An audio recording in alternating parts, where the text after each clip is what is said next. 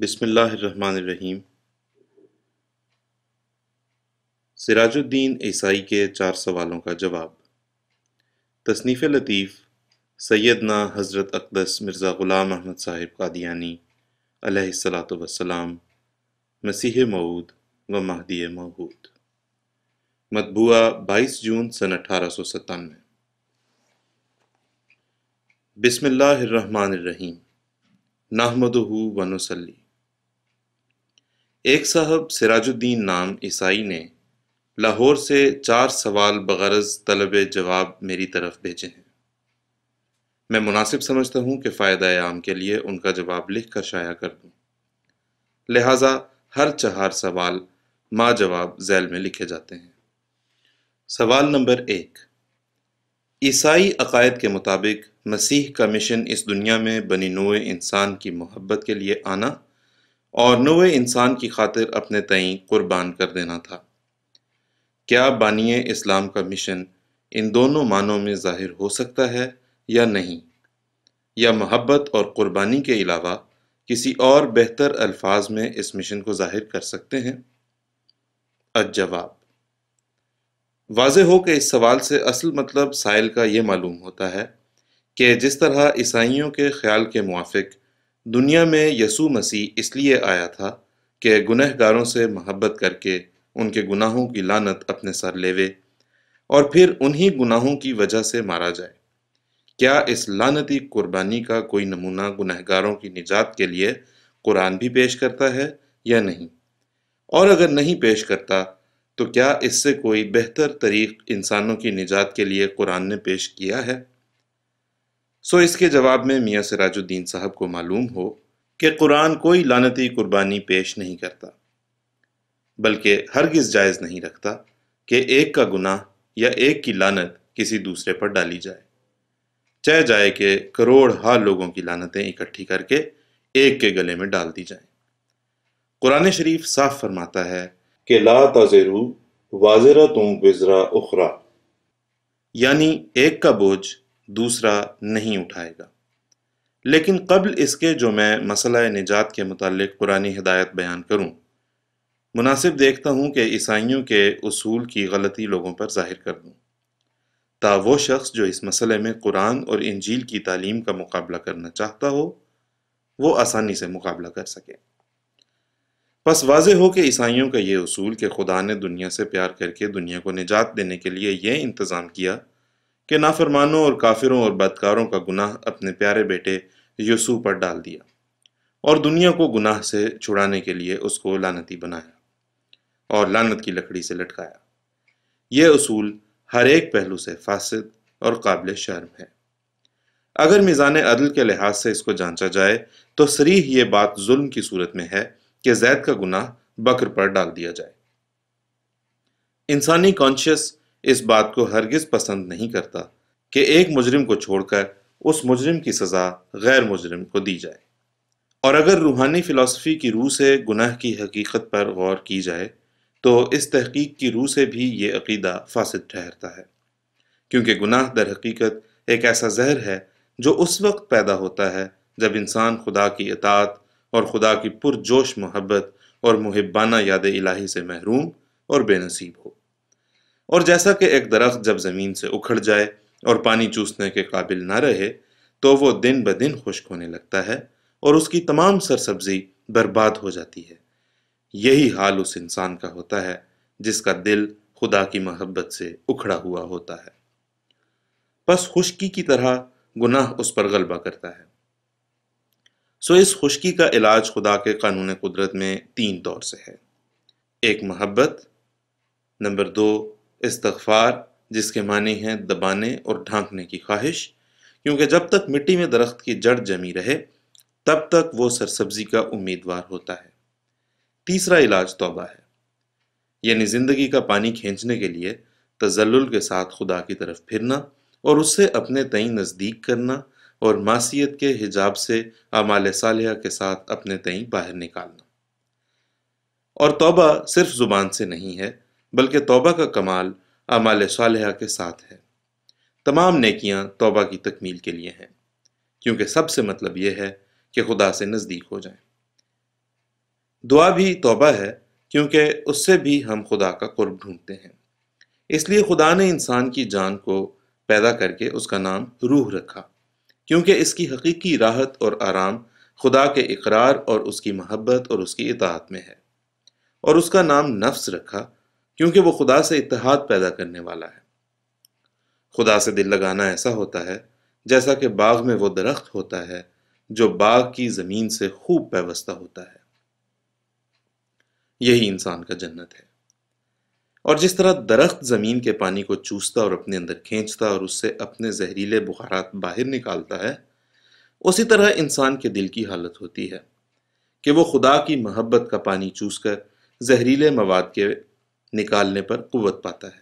اور بڑی آسانی سے ان مواد کو دفع کرتا ہے اور خدا میں ہو کر پاک نشو و نما پا جاتا ہے اور بہت پھیلتا اور خوشنما سرسبزی دکھلاتا اور اچھے پھل لاتا ہے۔ مگر جو خدا میں پیوستہ نہیں، وہ نشو و نما دینے والے پانی کو چوس نہیں سکتا، اس لیے دم بدم خشک ہوتا چلا جاتا ہے۔ آخر پتے بھی گر جاتے ہیں اور خشک اور بد شکل ٹہنیاں رہ جاتی ہیں۔ پس چونکہ گناہ کی خشکی بے تعلقی سے پیدا ہوتی ہے، اس لیے اس خشکی کے دور کرنے کے لیے سیدھا علاج مستحکم تعلق ہے، جس پر قانون قدرت گواہی دیتا ہے۔ اسی کی طرف اللہ جل شانہ اشارہ کر کے فرماتا ہے، یا ایتھا النفس المطمئنہ ترجعی الی ربک راضیۃ مرضیہ فادخلی فی عبادی وادخلی جنتی، یعنی اے وہ نفس جو خدا سے آرام یافتہ ہے، اپنے رب کی طرف واپس چلا آ، وہ تجھ سے راضی اور تو اس سے راضی، بس میرے بندوں میں داخل ہو جا اور میرے بہشت کے اندر آ۔ غرض گناہ کے دور کرنے کا علاج صرف خدا کی محبت اور عشق ہے، لہٰذا وہ تمام اعمال صالحہ جو محبت اور عشق کے سرچشمے سے نکلتے ہیں، گناہ کی آگ پر پانی چھڑکتے ہیں، کیونکہ انسان خدا کے لیے نیک کام کر کے اپنی محبت پر مہر لگاتا ہے۔ خدا کو اس طرح پر مان لینا کہ اس کو ہر ایک چیز پر مقدم رکھنا، یہاں تک کہ اپنی جان پر بھی، یہ وہ پہلا مرتبہ محبت ہے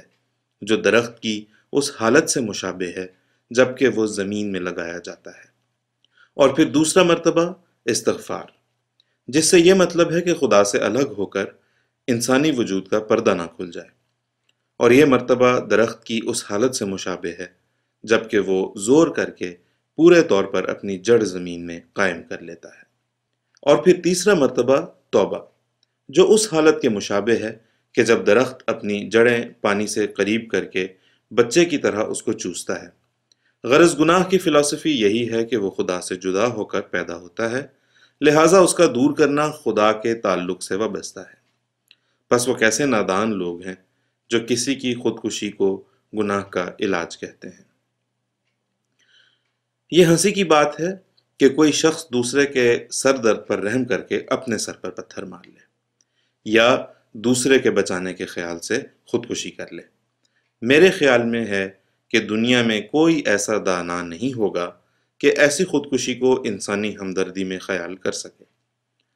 بے شک انسانی ہمدردی عمدہ چیز ہے اور دوسروں کے بچانے کے لیے تکالیف اٹھانا بڑے بہادروں کا کام ہے، مگر کیا ان تکلیفوں کے اٹھانے کی یہی راہ ہے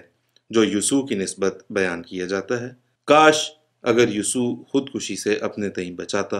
اور دوسروں کے آرام کے لیے معقول طور پر عقل مندوں کی طرح تکلیفیں اٹھاتا تو اس کی ذات سے دنیا کو فائدہ پہنچ سکتا تھا۔ مثلاً اگر ایک غریب آدمی گھر کا محتاج ہے اور معمار لگانے کی طاقت نہیں رکھتا، تو اس صورت میں اگر ایک معمار اس پر رحم کر کے اس کا گھر بنانے میں مشغول ہو جائے اور بغیر لینے اجرت کے چند روز سخت مشقت اٹھا کر اس کا گھر بنا دے، تو بے شک یہ معمار تعریف کے قابل ہوگا، اور بے شک اس نے ایک مسکین پر احسان بھی کیا ہے جس کا گھر بنا دیا۔ لیکن اگر وہ اس شخص پر رحم کر کے اپنے سر پر پتھر مار لے تو اس غریب کو اس سے کیا فائدہ پہنچے گا؟ افسوس، دنیا میں بہت تھوڑے لوگ ہیں جو نیکی اور رحم کرنے کے معقول طریقوں پر چلتے ہیں۔ اگر یہ سچ ہے کہ یسوع نے اس خیال سے کہ میرے مرنے سے لوگ نجات پا جائیں گے در حقیقت خودکشی کی ہے، تو یسوع کی حالت نہایت ہی لائق رحم ہے، اور یہ واقعہ پیش کرنے کے لائق نہیں بلکہ چھپانے کے لائق ہے۔ اور اگر ہم عیسائیوں کے اس اصول کو لعنت کے مفہوم کی روح سے جانچیں جو مسیح کی نسبت تجویز کی گئی ہے، تو نہایت افسوس کے ساتھ کہنا پڑتا ہے کہ اس اصول کو قائم کر کے عیسائیوں نے یسوع مسیح کی وہ بے ادبی کی ہے جو دنیا میں کسی قوم نے اپنے رسول یا نبی کی نہیں کی ہوگی، کیونکہ یسوع کا لعنتی ہو جانا گو وہ 3 دن کے لیے ہی صحیح عیسائیوں کے عقیدے میں داخل ہے، اور اگر یسوع کو لعنتی نہ بنایا جائے تو مسیحی عقیدے کی روح سے کفارہ اور قربانی وغیرہ سب باطل ہو جاتے ہیں، گویا اس تمام عقیدے کا شہتیر لعنت ہی ہے۔ اور یہ باتیں جو یسوع نوع انسان کی محبت کے لیے دنیا میں بھیجا گیا اور نوع انسان کی خاطر اس نے اپنے تئیں قربان کیا، یہ تمام کارروائی عیسائیوں کے خیال میں اس شرط سے مفید ہے کہ جب یہ عقیدہ رکھا جائے کہ یسوع اول دنیا کے گناہوں کے باعث ملعون ہوا اور لعنت کی لکڑی پر لٹکایا گیا، اسی لیے ہم پہلے اشارہ کر آئے ہیں کہ یسوع مسیح کی قربانی لعنتی قربانی ہے۔ گناہ سے لعنت آئی اور لعنت سے صلیب ہوئی۔ اب تنقیح طلب یہ امر ہے کہ کیا لعنت کا مفہوم کسی راست باز کی طرف منسوب کر سکتے ہیں؟ سو واضح ہو کہ عیسائیوں نے یہ بڑی غلطی کی ہے کہ یسوع کی نسبت لعنت کا اطلاق جائز رکھا، گو وہ 3 دن تک ہی ہو یا اس سے بھی کم، کیونکہ لعنت ایک ایسا مفہوم ہے جو شخص ملعون کے دل سے تعلق رکھتا ہے، اور کسی شخص کو اس وقت لعنتی کہا جاتا ہے جبکہ اس کا دل خدا سے بالکل برگشتہ اور اس کا دشمن ہو جائے۔ اسی لیے لعین شیطان کا نام ہے، اور اس بات کو کون نہیں جانتا کہ لعنت قرب کے مقام سے رد کرنے کو کہتے ہیں، اور یہ لفظ اس شخص کے لیے بولا جاتا ہے جس کا دل خدا کی محبت اور اطاعت سے دور جا پڑے اور در حقیقت وہ خدا کا دشمن ہو جائے۔ لفظ لعنت کے یہی معنی ہیں جس پر تمام اہل لغت نے اتفاق کیا ہے۔ اب ہم پوچھتے ہیں کہ اگر در حقیقت یسوع مسیح پر لعنت پڑ گئی تھی تو اس سے لازم آتا ہے کہ در حقیقت وہ مورد غضب الہی ہو گیا تھا، اور خدا کی معرفت اور اطاعت اور محبت اس کے دل سے جاتی رہی تھی، اور خدا اس کا دشمن اور وہ خدا کا دشمن ہو گیا تھا، اور خدا اس سے بیزار اور وہ خدا سے بیزار ہو گیا تھا، جیسا کہ لعنت کا مفہوم ہے۔ تو اس سے لازم آتا ہے کہ وہ لعنت کے دنوں میں در حقیقت کافر اور خدا سے برگشتہ اور خدا کا دشمن اور شیطان کا حصہ اپنے اندر رکھتا تھا۔ بس یسوع کی نسبت ایسا اعتقاد کرنا گویا نعوذ باللہ اس کو شیطان کا بھائی بنانا ہے، اور میرے خیال میں ایک راست باز نبی کی نسبت ایسی بے باکی کوئی خدا ترس نہیں کرے گا بجز اس شخص کے جو خبیث طبع اور ناپاک طبع ہو۔ بس جبکہ یہ بات باطل ہوئی کہ حقیقی طور پر یسوع مسیح کا دل مورد لعنت ہو گیا تھا، تو ساتھ ہی یہ بھی ماننا پڑے گا کہ ایسی لعنتی قربانی بھی باطل اور نادان لوگوں کا اپنا منصوبہ ہے۔ اگر نجات اسی طرح حاصل ہو سکتی ہے کہ اول یسوع کو شیطان اور خدا سے برگشتہ اور خدا سے بیزار ٹھہرایا جائے، تو لعنت ہے ایسی نجات پر۔ اس سے بہتر تھا کہ عیسائی اپنے لیے دوزخ قبول کر لیتے، لیکن خدا کے ایک مقرب کو شیطان کا لقب نہ دیتے۔ افسوس کہ ان لوگوں نے کیسی بےہودہ اور ناپاک باتوں پر بھروسہ کر رکھا ہے۔ ایک طرف تو خدا کا بیٹا اور خدا سے نکلا ہوا اور خدا سے ملا ہوا فرض کرتے ہیں، اور دوسری طرف شیطان کا لقب اس کو دیتے ہیں، کیونکہ لعنت شیطان سے مخصوص ہے، اور لعین شیطان کا نام ہے، اور لعنتی وہ ہوتا ہے جو شیطان سے نکلا اور شیطان سے ملا ہوا اور خود شیطان ہے۔ پس عیسائیوں کے عقیدے کی روح سے یسوع میں 2 قسم کی تثلیث پائی گئی، ایک رحمانی ایک شیطانی، اور نعوذ باللہ یسوع نے شیطان میں ہو کر شیطان کے ساتھ اپنا وجود ملا لیا اور لعنت کے ذریعے سے شیطانی خواص اپنے اندر لیے، یعنی یہ کہ خدا کا نافرمان ہوا، خدا سے بیزار ہوا، خدا کا دشمن ہوا۔ اب میاں سراج الدین آپ انصافاً فرماویں کہ کیا یہ مشن جو مسیح کی طرف منسوب کیا جاتا ہے کوئی روحانی یا معقولی پاکیزگی اپنے اندر رکھتا ہے؟ کیا دنیا میں اس سے بدتر کوئی اور عقیدہ بھی ہوگا کہ ایک راست باز کو اپنے نجات کے لیے خدا کا دشمن اور خدا کا نافرمان اور شیطان قرار دے دیا جائے؟ خدا کو جو قادر مطلق اور رحیم و کریم تھا، اس لعنتی قربانی کی کیا ضرورت پڑی؟ پھر جب اس اصول کو اس پہلو سے دیکھا جائے کہ کیا اس لعنتی قربانی کی تعلیم یہودیوں کو بھی دی گئی ہے یا نہیں، تو اور بھی اس کے کذب کی حقیقت کھلتی ہے، کیونکہ یہ بات ظاہر ہے کہ اگر خدا تعالیٰ کے ہاتھ میں انسانوں کی نجات کے لیے صرف یہی ایک ذریعہ تھا کہ اس کا ایک بیٹا ہو اور وہ تمام گناہگاروں کی لعنت کو اپنے ذمہ لے لے اور پھر لعنتی قربانی بن کر صلیب پر کھینچا جائے، تو یہ امر ضروری تھا کہ یہودیوں کے لیے توریت اور دوسری کتابوں میں جو یہودیوں کے ہاتھ میں ہیں اس لعنتی قربانی کا ذکر کیا جاتا، کیونکہ کوئی عقل مند اس بات کو باور نہیں کر سکتا کہ خدا کا وہ ازلی ابدی قانون جو انسانوں کی نجات کے لیے اس نے مقرر کر رکھا ہے ہمیشہ بدلتا رہے، اور توریت کے زمانے میں کوئی اور ہو اور انجیل کے زمانے میں کوئی اور، قرآن کے زمانے میں کوئی اور ہو اور دوسرے نبی جو دنیا کے اور حصوں میں آئے ان کے لیے کوئی اور ہو۔ اب ہم جب تحقیق اور تفتیش کی نظر سے دیکھتے ہیں تو معلوم ہوتا ہے کہ توریت اور یہودیوں کی تمام کتابوں میں اس لعنتی قربانی کی تعلیم نہیں ہے۔ چنانچہ ہم نے ان دنوں میں بڑے بڑے یہودی فاضلوں کی طرف خط لکھے اور ان کو خدا تعالیٰ کی قسم دے کر پوچھا کہ انسانوں کی نجات کے لیے توریت اور دوسری کتابوں میں تمہیں کیا تعلیم دی گئی ہے؟ کیا یہ تعلیم دی گئی ہے کہ خدا کے بیٹے کے کفارے اور اس کی قربانی پر ایمان لاؤ، یا کوئی اور تعلیم ہے؟ تو انہوں نے یہ جواب دیا کہ نجات کے بارے میں توریت کی تعلیم بالکل قرآن کے مطابق ہے، یعنی خدا کی طرف سچا رجوع کرنا اور گناہوں کی معافی چاہنا اور جذبات نفسانیہ سے دور ہو کر خدا کی رضا کے لیے نیک اعمال بجا لانا اور اس کے حدود اور قوانین اور احکام اور وصیتوں کو بڑے زور اور سختی کشی کے ساتھ بجا لانا، یہی ذریعہ نجات ہے جو بار بار توریت میں ذکر کیا گیا، جس پر ہمیشہ خدا کے مقدس نبی پابندی کراتے چلے آئے ہیں اور جس کے چھوڑنے پر عذاب بھی نازل ہوتے رہے ہیں۔ اور ان فاضل یہودیوں نے صرف یہی نہیں کیا کہ اپنی مفصل چٹھیات سے مجھ کو جواب دیا، بلکہ انہوں نے اپنے محقق فاضلوں کی نادر اور بے مثل کتابیں جو اس بارے میں لکھی گئی تھیں میرے پاس بھیج دیں، جو اب تک موجود ہیں اور چٹھیات بھی موجود ہیں۔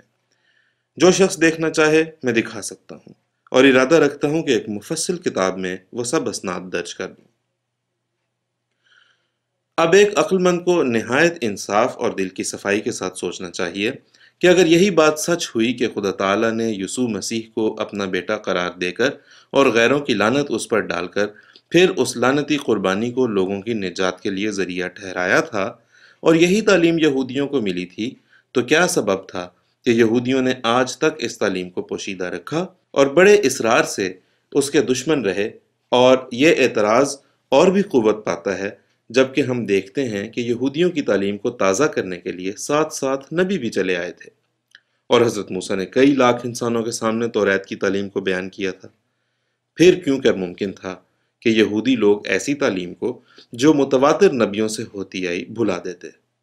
حالانکہ ان کو حکم تھا کہ خدا کے احکام اور وصایا کو اپنی چوکھٹوں اور دروازوں اور آستینوں پر لکھیں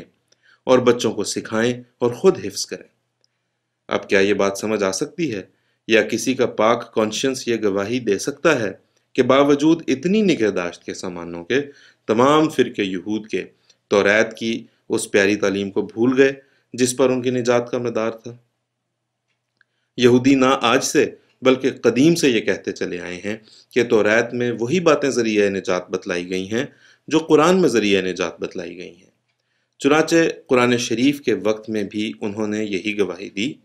اور اب بھی یہی گواہی دیتے ہیں، اور اسی مضمون کی ان کی چٹھیاں اور نیز کتابیں میرے پاس پہنچی ہیں۔ اگر یہودیوں کو نجات کے لیے اس لعنتی قربانی کی تعلیم دی جاتی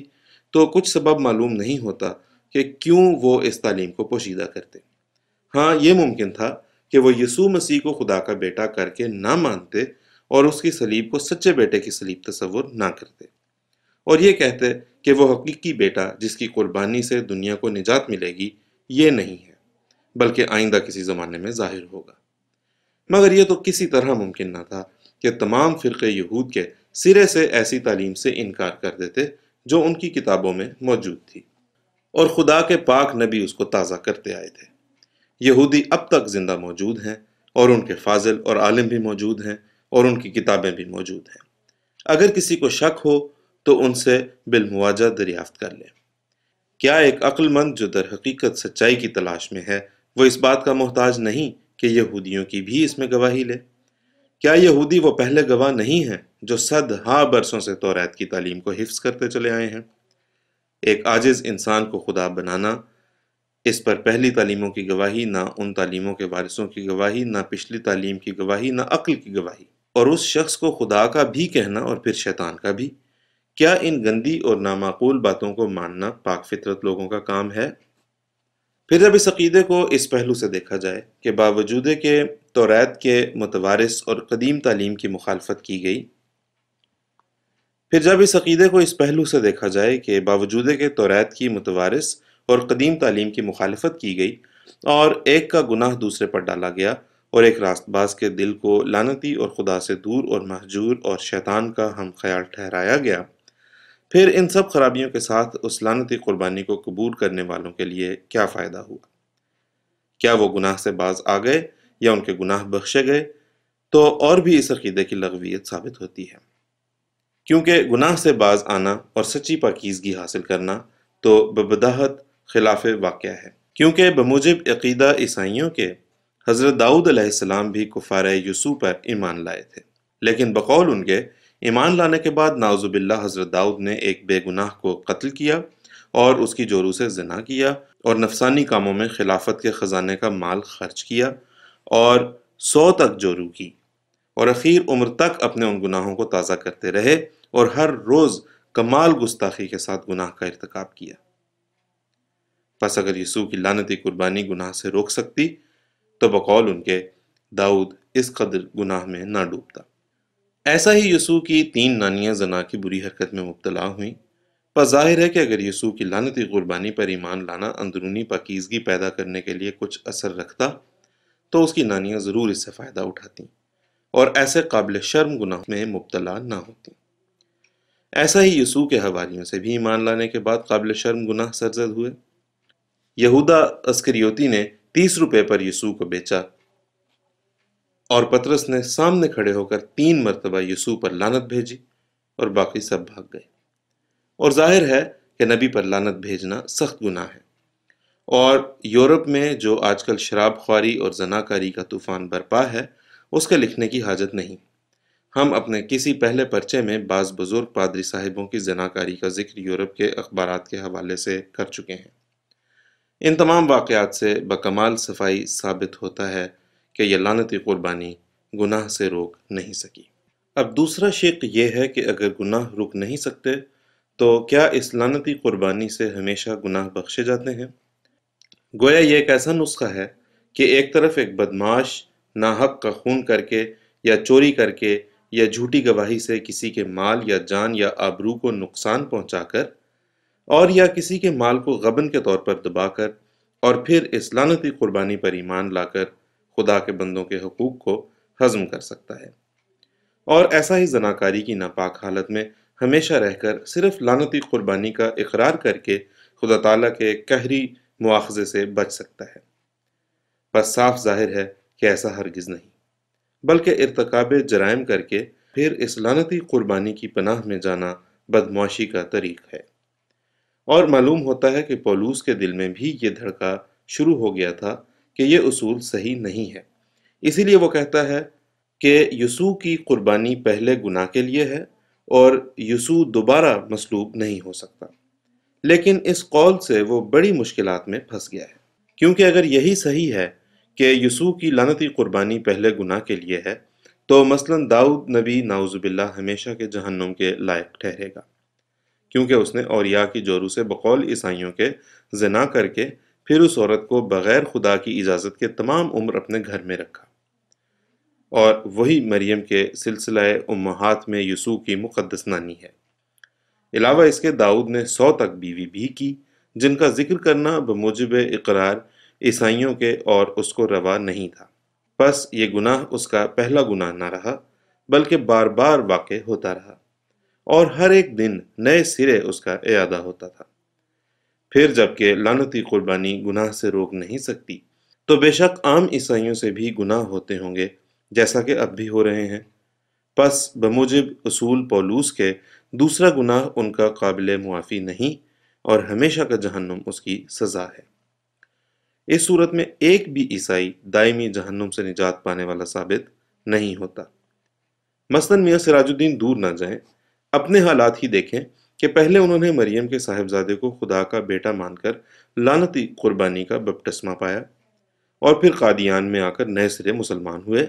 اور اقرار کیا کہ میں نے بپتسمہ لینے میں جلدی کی تھی، اور نماز پڑھتے رہے اور بارہا میرے روبرو اقرار کیا کہ کفارے کی لغویت کی حقیقت بخوبی میرے پر کھل گئی ہے اور میں اس کو باطل جانتا ہوں۔ اور پھر قادیان سے واپس جا کر پادریوں کے دام میں پھنس گئے اور عیسائیت کو اختیار کیا۔ اب میاں سراج الدین کو خود سوچنا چاہیے کہ جب اول وہ بپتسمہ پا کر عیسائی دین سے پھر گئے تھے اور قول اور فعل سے انہوں نے اس کے برخلاف کیا، تو عیسائی اصول کی روح سے یہ ایک بڑا گناہ تھا جو دوسری دفعہ ان سے وقوع میں آیا۔ پس پولوس کے قول کے مطابق یہ گناہ ان کا بخشا نہیں جائے گا، کیونکہ اس کے لیے دوسری صلیب کی ضرورت ہے۔ اور اگر یہ کہو کہ پولوس نے غلطی کھائی ہے یا جھوٹ بولا ہے، اور اصل بات یہی ہے کہ لعنتی قربانی پر ایمان لانے کے بعد کوئی گناہ نہیں رہتا، چوری کرو، زنا کرو، خون ناحق کرو، جھوٹ بولو، امانت میں خیانت کرو، غرض کچھ کرو، کسی گناہ کا مواخذہ نہیں، تو ایسا مذہب ایک ناپاکی پھیلانے والا مذہب ہوگا، اور وقت کی گورنمنٹ کو مناسب ہوگا کہ ایسے عقائد کے پابندوں کی ضمانتیں لے لے۔ اور اگر پھر اس خیال کو دوبارہ پیش کرو کہ لعنتی قربانی پر ایمان لانے والا سچی پاکیزگی حاصل کرتا ہے اور گناہ سے پاک ہو جاتا ہے، تو ہم اس کا جواب پہلے دے چکے ہیں کہ یہ بات ہرگز صحیح نہیں ہے، اور ہم ابھی داؤد نبی کا گناہ، یسوع کی نانیوں کے گناہ اور حواریوں کے گناہ اور حضرات پادری صاحبوں کے گناہ لکھ چکے ہیں، اور اس بات کو تمام اہل تجربہ جانتے ہیں کہ یورپ ان دنوں میں بدکاریوں میں اول درجے پر ہے۔ اگر فرض کے طور پر کسی کی پاک زندگی کی نظیر دی جائے تو اس بات کا کیا ثبوت ہے کہ حقیقت میں اس کی زندگی پاک ہے؟ بہتھیرے بدمعاش، حرام خور، زانی، دیوس، شراب خوار، خدا کے منکر بظاہر پاک زندگی دکھلا سکتے ہیں، اور اندر سے ان قبروں کی طرح ہوتے ہیں جن میں بجز متعفن مردہ اور اس کی ہڈیوں کے اور کچھ بھی نہیں ہوتا۔ ماں سوائے اس کے یہ خیال کرنا بھی بے جا ہے کہ کسی قوم کے سارے اپنی فطرت کی روح سے نیک یا سب کے سب فطرتاً بدمعاش ہیں، بلکہ ہم دیکھتے ہیں کہ خدا کے قانون قدرت نے یہ دعویٰ کرنے کا حق ہر ایک قوم کو بخشا ہے کہ جیسے ان میں بعض لوگ فطرتاً بد اخلاق اور بد سرشت اور بد اندیش اور بد کردار ہیں، ایسا ہی بمقابلہ ان کے بعض دوسرے لوگ فطرتاً دل کے غریب، نیک خلق، نیک چلن، نیک کردار ہیں۔ اس قانون قدرت سے نہ ہندو باہر ہیں، نہ پارسی، نہ یہودی، نہ سکھ، نہ بدھ مذہب والے، یہاں تک کہ چوڑے اور چمار بھی اس قانون میں داخل ہیں۔ اور جیسے جیسے لوگ تہذیب اور شائستگی میں بڑھتے ہیں اور ان کا قومی مجمع عزت اور علم اور وقار کا رنگ پکڑتا جاتا ہے، اسی قدر ان کے نیک فطرت لوگ اپنی پاک زندگی اور نیک چلنی میں زیادہ ناموری حاصل کرتے ہیں اور نمایاں چمک کے ساتھ اپنا نمونہ دکھلاتے ہیں۔ اگر تمام قوموں کے بعض افراد میں فطرتاً سعادت کا مادہ نہ ہوتا تو تبدیل مذہب سے بھی وہ مادہ پیدا نہ ہو سکتا، کیونکہ خدا کی فطرت میں تبدیل نہیں۔ اگر کوئی حقیقی سچائی کا بھوکا اور پیاسا ہے تو ضرور اس کو ماننا پڑے گا کہ مذہب کے وجود سے پہلے یہ خدا داد تقسیم طبائع میں ہو چکی ہے کہ کسی کی فطرت میں غلبہ حلم اور محبت اور کسی کی فطرت میں غلبہ درشتی اور غضب ہے۔ اب مذہب یہ سکھلاتا ہے کہ وہ محبت اور اطاعت اور صدق اور وفا جو مثلاً ایک بت پرست یا انسان پرست مخلوق کی نسبت عبادت کرنے کے رنگ میں بجا لاتا ہے، ان ارادوں کو خدا کی طرف پھیرے اور وہ اطاعت خدا کی راہ میں دکھلائے۔ یہ سوال کہ مذہب کا تصرف انسانی قوا پر کیا ہے، انجیل نے اس کا کوئی جواب نہیں دیا، کیونکہ انجیل حکمت کے طریقوں سے دور ہے، لیکن قرآن شریف بڑی تفصیل سے بار بار اس مسئلے کو حل کرتا ہے کہ مذہب کا یہ منصب نہیں کہ انسانوں کی فطرتی قوا کی تبدیل کرے اور بھیڑیے کو بکری بنا کر دکھلائے، بلکہ مذہب کی صرف علت غائی یہ ہے کہ جو قوا اور ملکات فطرتاً انسان کے اندر موجود ہیں ان کو اپنے محل اور موقع پر لگانے کے لیے راہبری کرے۔ مذہب کا یہ اختیار نہیں ہے کہ کسی فطرتی قوت کو بدل ڈالے، ہاں یہ اختیار ہے کہ اس کو محل پر استعمال کرنے کے لیے ہدایت کرے، اور صرف ایک قوت مثلا رحم یا عفو پر زور نہ ڈالے، بلکہ تمام قوتوں کے استعمال کے لیے وصیت فرمائے، کیونکہ انسانی قوتوں میں سے کوئی بھی قوت بری نہیں، بلکہ افراط اور تفرید اور بد استعمالی بری ہے، اور جو شخص قابل ملامت ہے وہ صرف فطرتی قوا کی وجہ سے قابل ملامت نہیں، بلکہ ان کے بد استعمالی کی وجہ سے قابل ملامت ہے۔ غرض قسام مطلق نے ہر ایک قوم کو فطری قوا کا برابر حصہ دیا ہے، اور جیسا کہ ظاہری ناک اور آنکھ اور منہ اور ہاتھ اور پیر وغیرہ تمام قوموں کے انسانوں کو عطا ہوئے ہیں، ایسا ہی باطنی قوتیں بھی سب کو عطا ہوئی ہیں، اور ہر ایک قوم میں بلحاظ اعتدال یا افراط اور تفرید کے اچھے آدمی بھی ہیں اور برے بھی، لیکن مذہب کے اثر کی روح سے کسی قوم کا اچھا بن جانا یا کسی مذہب کو کسی قوم کی شائستگی کا اصل موجب قرار دینا اس وقت ثابت ہوگا کہ اس مذہب کے بعض کامل پیرووں میں اس قسم کے روحانی کمال پائے جائیں جو دوسرے مذہب میں ان کی نظیر نہ مل سکے۔ سو میں زور سے کہتا ہوں کہ یہ خاصہ اسلام میں ہے۔ اسلام نے ہزاروں لوگوں کو اس درجے کی پاک زندگی تک پہنچایا ہے جس میں کہہ سکتے ہیں کہ گویا خدا کی روح ان کے اندر سکونت رکھتی ہے۔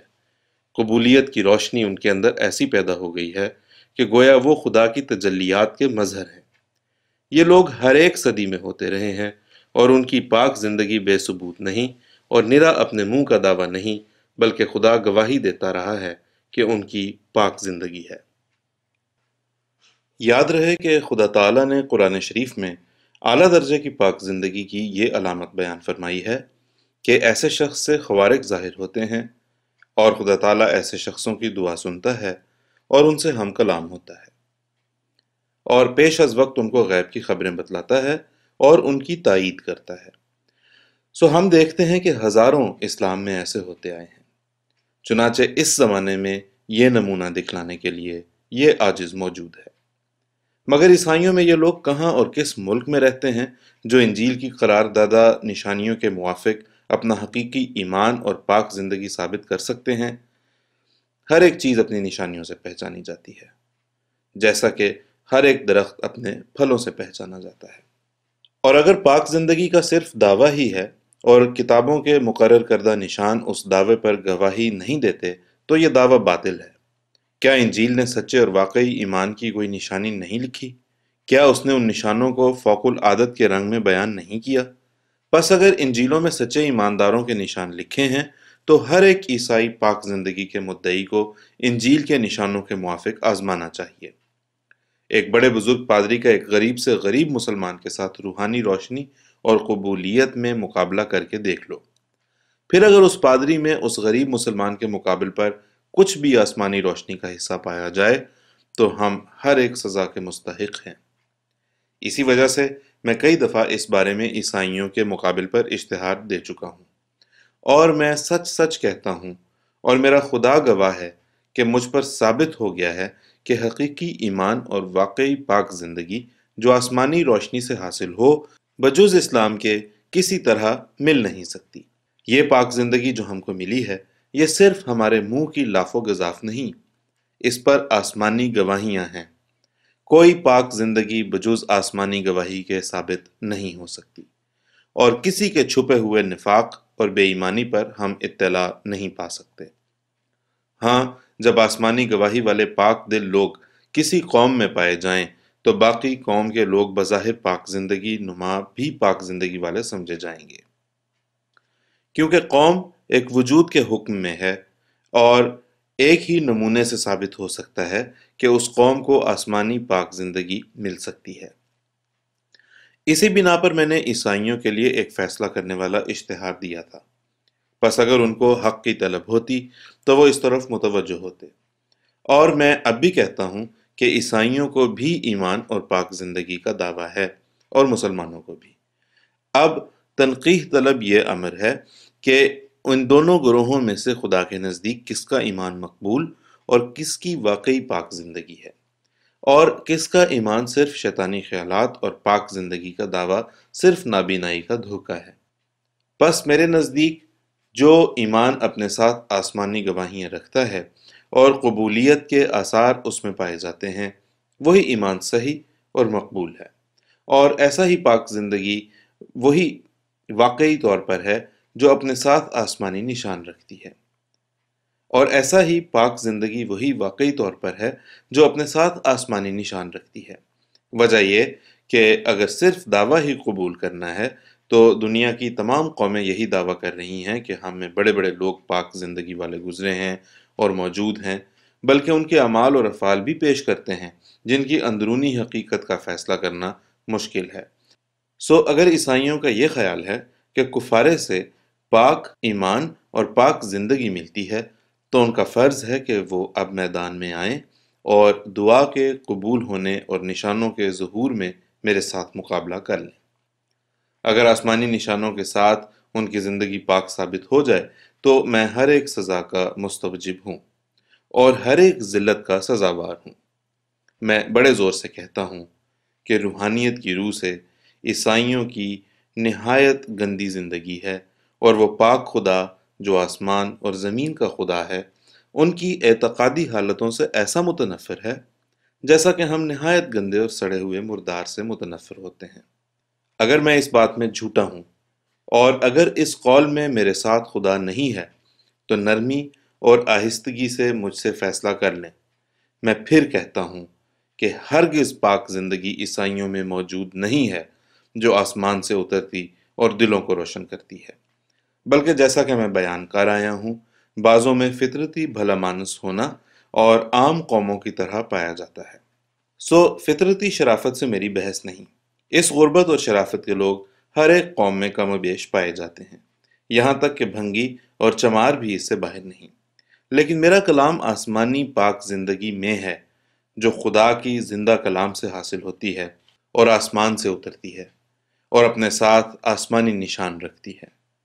یہ عیسائیوں میں موجود نہیں۔ پھر کوئی ہمیں سمجھائے کہ لعنتی قربانی کا فائدہ کیا ہوا۔ اب جب کہ اس نجات کے طریق کی تفصیل ہو چکی جو عیسائی یسوع کی طرف منسوب کرتے ہیں، تو اس پر طبعاً یہ سوال پیدا ہوتا ہے کہ کیا ہمارے نبی صلی اللہ علیہ وسلم کا مشن بھی یہی لعنتی محبت اور لعنتی قربانی نوع انسان کی پاکیزگی اور نجات کے لیے پیش کرتا ہے یا کوئی اور طریق پیش کرتا ہے؟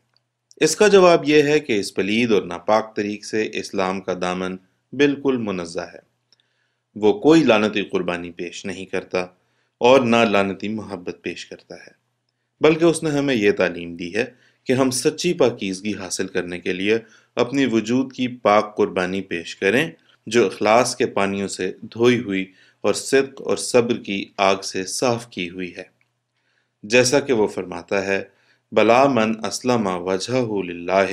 وہو محسن فلہ اجرہ عند ربہ ولا خوف علیہم ولا ہم یحزنون، یعنی جو شخص اپنے وجود کو خدا کے آگے رکھ دے اور اپنی زندگی اس کی راہوں میں وقف کرے اور نیکی کرنے میں سرگرم ہو، وہ سرچشمہ قرب الہی سے اپنا اجر پائے گا، اور ان لوگوں پر نہ کچھ خوف ہے نہ کچھ غم۔ یعنی جو شخص اپنے تمام قوا کو خدا کی راہ میں لگا دے اور خالص خدا کے لیے اس کا قول اور فعل اور حرکت اور سکون اور تمام زندگی ہو جائے اور حقیقی نیکی بجا لانے میں سرگرم رہے، اس کو خدا اپنے پاس سے اجر دے گا اور خوف اور حزن سے نجات بخشے گا۔ یاد رہے کہ یہی اسلام کا لفظ کہ اس جگہ بیان ہوا ہے، دوسرے لفظوں میں قرآن شریف میں اس کا نام استقامت رکھا ہے، جیسا کہ وہ یہ دعا سکھلاتا ہے، اہدنا الصراط المستقیم صراط الذین انعمت علیہم، یعنی ہمیں استقامت کی راہ پر قائم کر ان لوگوں کی راہ جنہوں نے تجھ سے انعام پایا اور جن پر آسمانی دروازے کھلے۔ واضح رہے کہ ہر ایک چیز کی وجہ استقامت اس کی علت غائی پر نظر کر کے سمجھی جاتی ہے،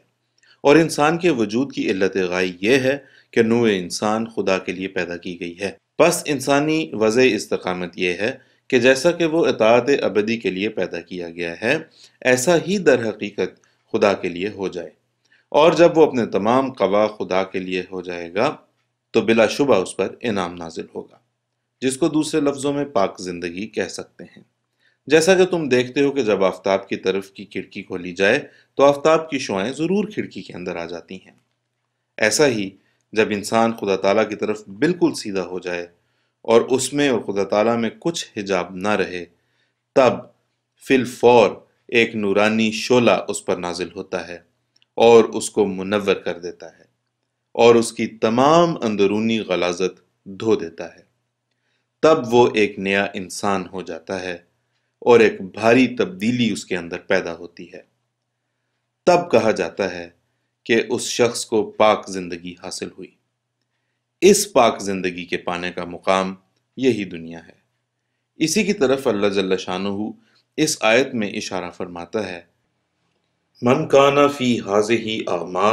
فہو فی الآخرۃ اعمی واضل سبیلا، یعنی جو شخص اس جہان میں اندھا رہا اور خدا کے دیکھنے کا اس کو نور نہ ملا، وہ اس جہان میں بھی اندھا ہی ہوگا۔ غرض خدا کے دیکھنے کے لیے انسان اسی دنیا سے حواس لے جاتا ہے۔ جس کو اس دنیا میں یہ حواس حاصل نہیں ہوئے اور اس کا ایمان محض قصوں اور کہانیوں تک محدود رہا، وہ ہمیشہ تاریکی میں پڑے گا۔ غرض خدا تعالیٰ نے پاک زندگی اور حقیقی نجات کے حاصل کرنے کے لیے ہمیں یہی سکھلایا ہے کہ ہم بالکل خدا کے ہو جائیں اور سچی وفاداری کے ساتھ اس کے آستانے پر گریں اور اس بد ذاتی سے اپنے تئیں الگ رکھیں کہ مخلوق کو خدا کہنے لگیں، اگرچہ مارے جائیں، ٹکڑے ٹکڑے کیے جائیں، آگ میں جلائے جائیں اور خدا کی ہستی پر اپنے خون سے مہر لگائیں۔ اسی وجہ سے خدا نے ہمارے دین کا نام اسلام رکھا، تا یہ اشارہ ہو کہ ہم نے خدا کے آگے سر رکھ دیا۔ اور قانون قدرت صاف شہادت دیتا ہے کہ جو قرآن نے پاکیزگی اور حقیقی نجات حاصل کرنے کا طریق سکھایا ہے، یہی طریق جسمانی عالم میں بھی پایا جاتا ہے۔ ہم روز دیکھتے ہیں کہ تمام حیوانات اور نباتات میں بری غذا کے ملنے اور اچھی غذا کے مفقود ہونے سے بیماریاں پیدا ہوتی ہیں، اور قدرت نے طریقِ انسداد یہی رکھا ہے کہ خوراک کے لیے صالح چیزیں میسر کی جائیں اور ردی کو بند کر دیا جائے۔ مثلا درختوں کی طرف دیکھو کہ وہ تندرست رہنے کے لیے دو خصلت اپنے اندر رکھتے ہیں۔ ایک یہ کہ وہ اپنی جڑوں کو زمین کے اندر دباتے چلے جاتے ہیں تا الگ رہ کر خشک نہ ہو جائیں۔ دوم یہ کہ وہ اپنی جڑوں کی نالیوں کے ذریعے سے زمین کا پانی اپنی طرف کھینچتے ہیں اور اس طرح پر نشو و نما کرتے ہیں۔ یہی اصول قدرت نے انسان کے لیے رکھا ہے، یعنی وہ اسی حالت میں کامیاب ہوتا ہے کہ اول صدق و ثبات کے ساتھ خدا میں اپنے تئیں مستحکم کرتا ہے اور استغفار کے ساتھ اپنی جڑوں کو خدا کی محبت میں لگاتا ہے، اور پھر قولی اور عملی توبہ کے ساتھ خدا کی طرف جھکنے کے ذریعے سے اپنے انکسار اور تذلل کی نالیوں کے ساتھ ربانی پانی اپنی طرف کھینچتا ہے، اور اس طرح پر ایسا پانی کو اپنی طرف متوجہ کرتا ہے کہ گناہ کی خشکی کو دھو ڈالتا اور کمزوری کو دور کر دیتا ہے۔ اور استغفار جس کے ساتھ ایمان کی جڑیں مضبوط ہوتی ہیں، قرآن شریف میں دو معنی پر آیا ہے۔ ایک تو یہ کہ اپنے دل کو خدا کی محبت میں محکم کر کے گناہوں کے ظہور کو جو علیحدگی کی حالت میں جوش مارتے ہیں، خدا تعالیٰ کے تعلق کے ساتھ روکنا اور خدا میں پیوست ہو کر اس سے مدد چاہنا، یہ استغفار تو مقربوں کا ہے، جو ایک طرفت العین خدا سے علیحدہ ہونا اپنی تباہی کا موجب جانتے ہیں، اس لیے استغفار کرتے ہیں تا خدا اپنی محبت میں تھامے رکھے۔ اور دوسری قسم استغفار کی یہ ہے کہ گناہ سے نکل کر خدا کی طرف بھاگنا اور کوشش کرنا کہ جیسے درخت زمین میں لگ جاتا ہے، ایسا ہی دل خدا کی محبت کا اسیر ہو جائے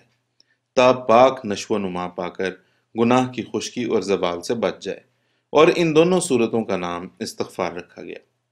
کیونکہ غفر جس سے استغفار نکلا ہے، ڈھانکنے اور دبانے کو کہتے ہیں۔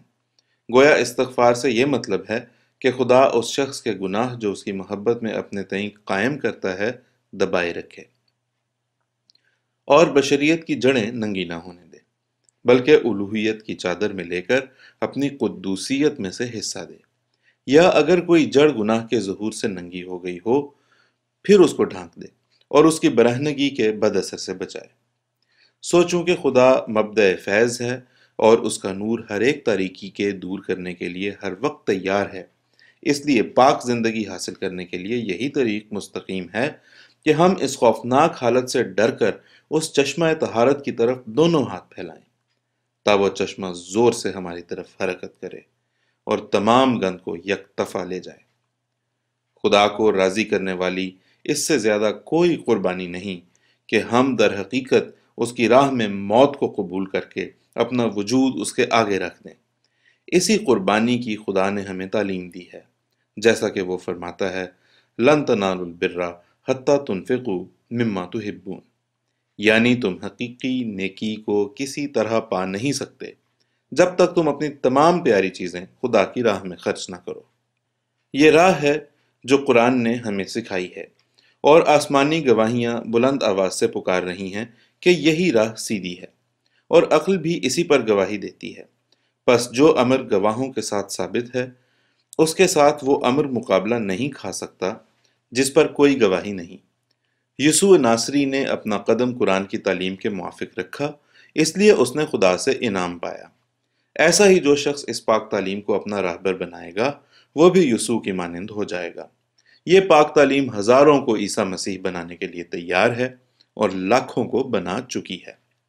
ہم نہایت نرمی اور ادب سے حضرات پادری صاحبوں کی خدمت میں یہ سوال کرتے ہیں کہ اس بیچارے ضعیف انسان کو خدا ٹھہرا کر آپ کی روحانیت کو کون سی ترقی ہوئی؟ اگر وہ ترقی ثابت کرو تو ہم لینے کو تیار ہیں، ورنہ اے بدبخت مخلوق پرست لوگو،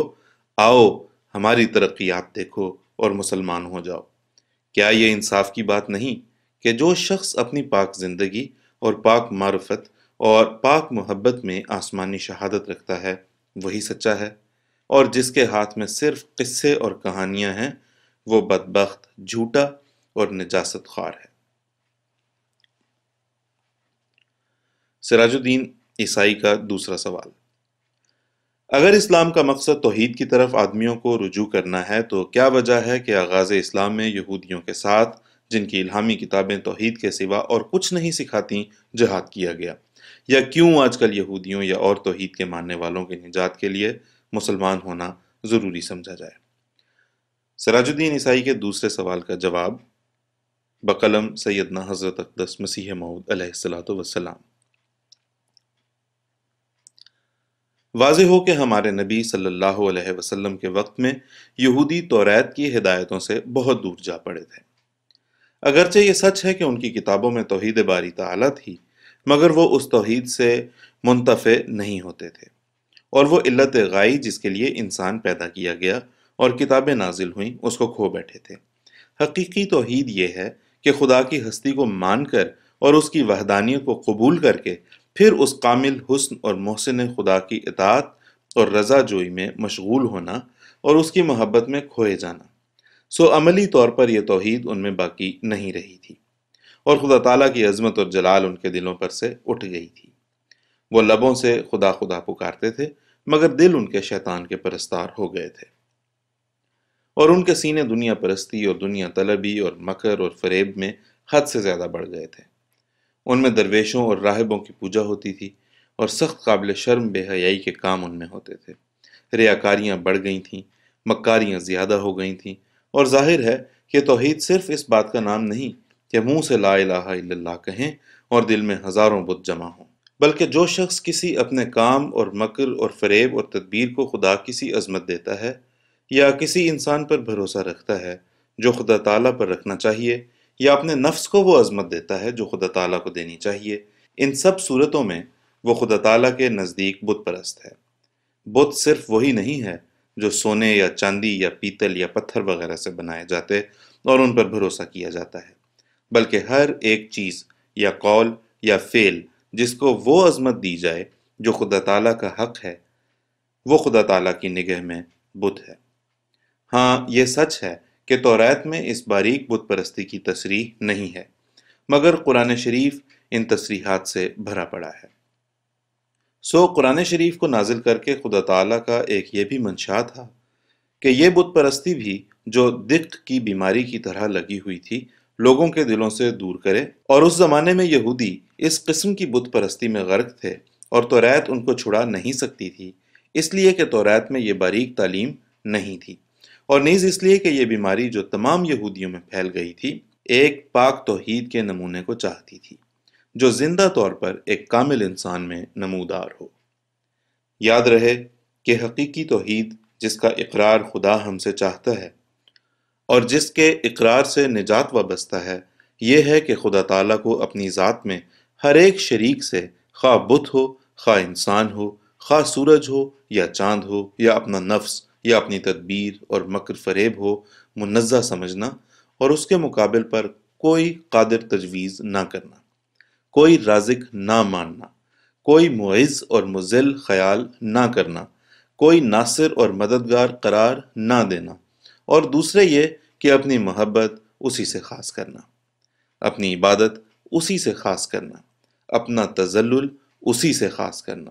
اپنی امیدیں اسی سے خاص کرنا، اپنا خوف اسی سے خاص کرنا۔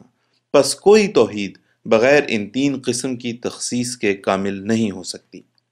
اول، ذات کے لحاظ سے توحید، یعنی یہ کہ اس کے وجود کے مقابل پر تمام موجودات کو معدوم کی طرح سمجھنا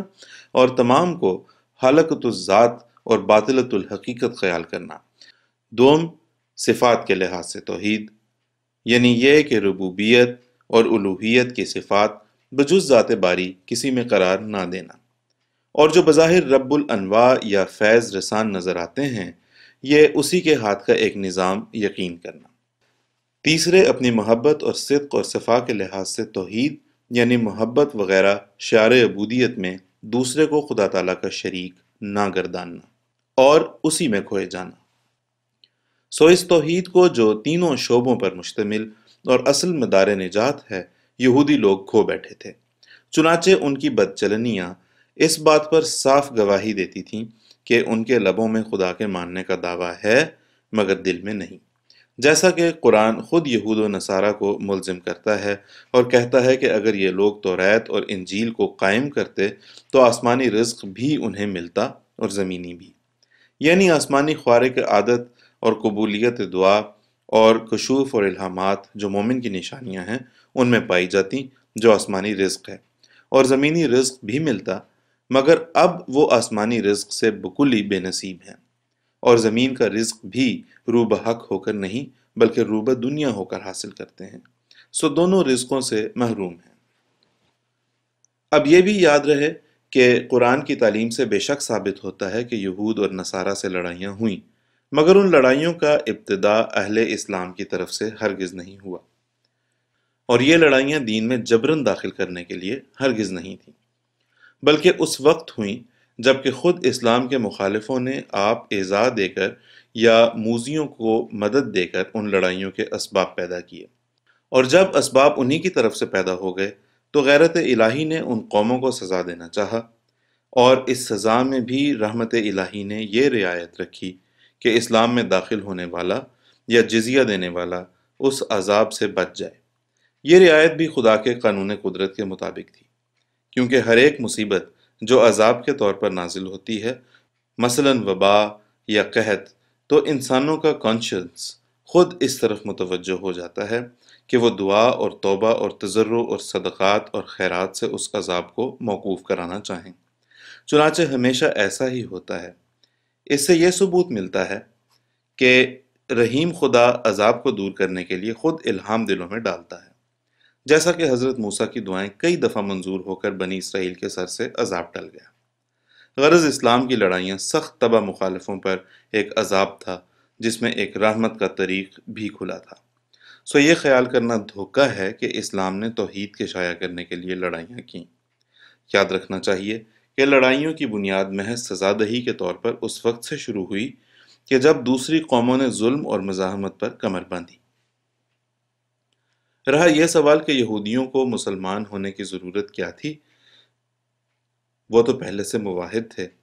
اس کا جواب ہم ابھی دے چکے ہیں کہ توحید یہودیوں کے دلوں میں قائم نہ تھی، صرف کتابوں میں تھی، اور وہ بھی ناقص۔ سو توحید کی زندہ روح حاصل کرنے کی ضرورت تھی، کیونکہ جب تک توحید کی زندہ روح انسان کے دل میں قائم نہ ہو تب تک نجات نہیں ہو سکتی۔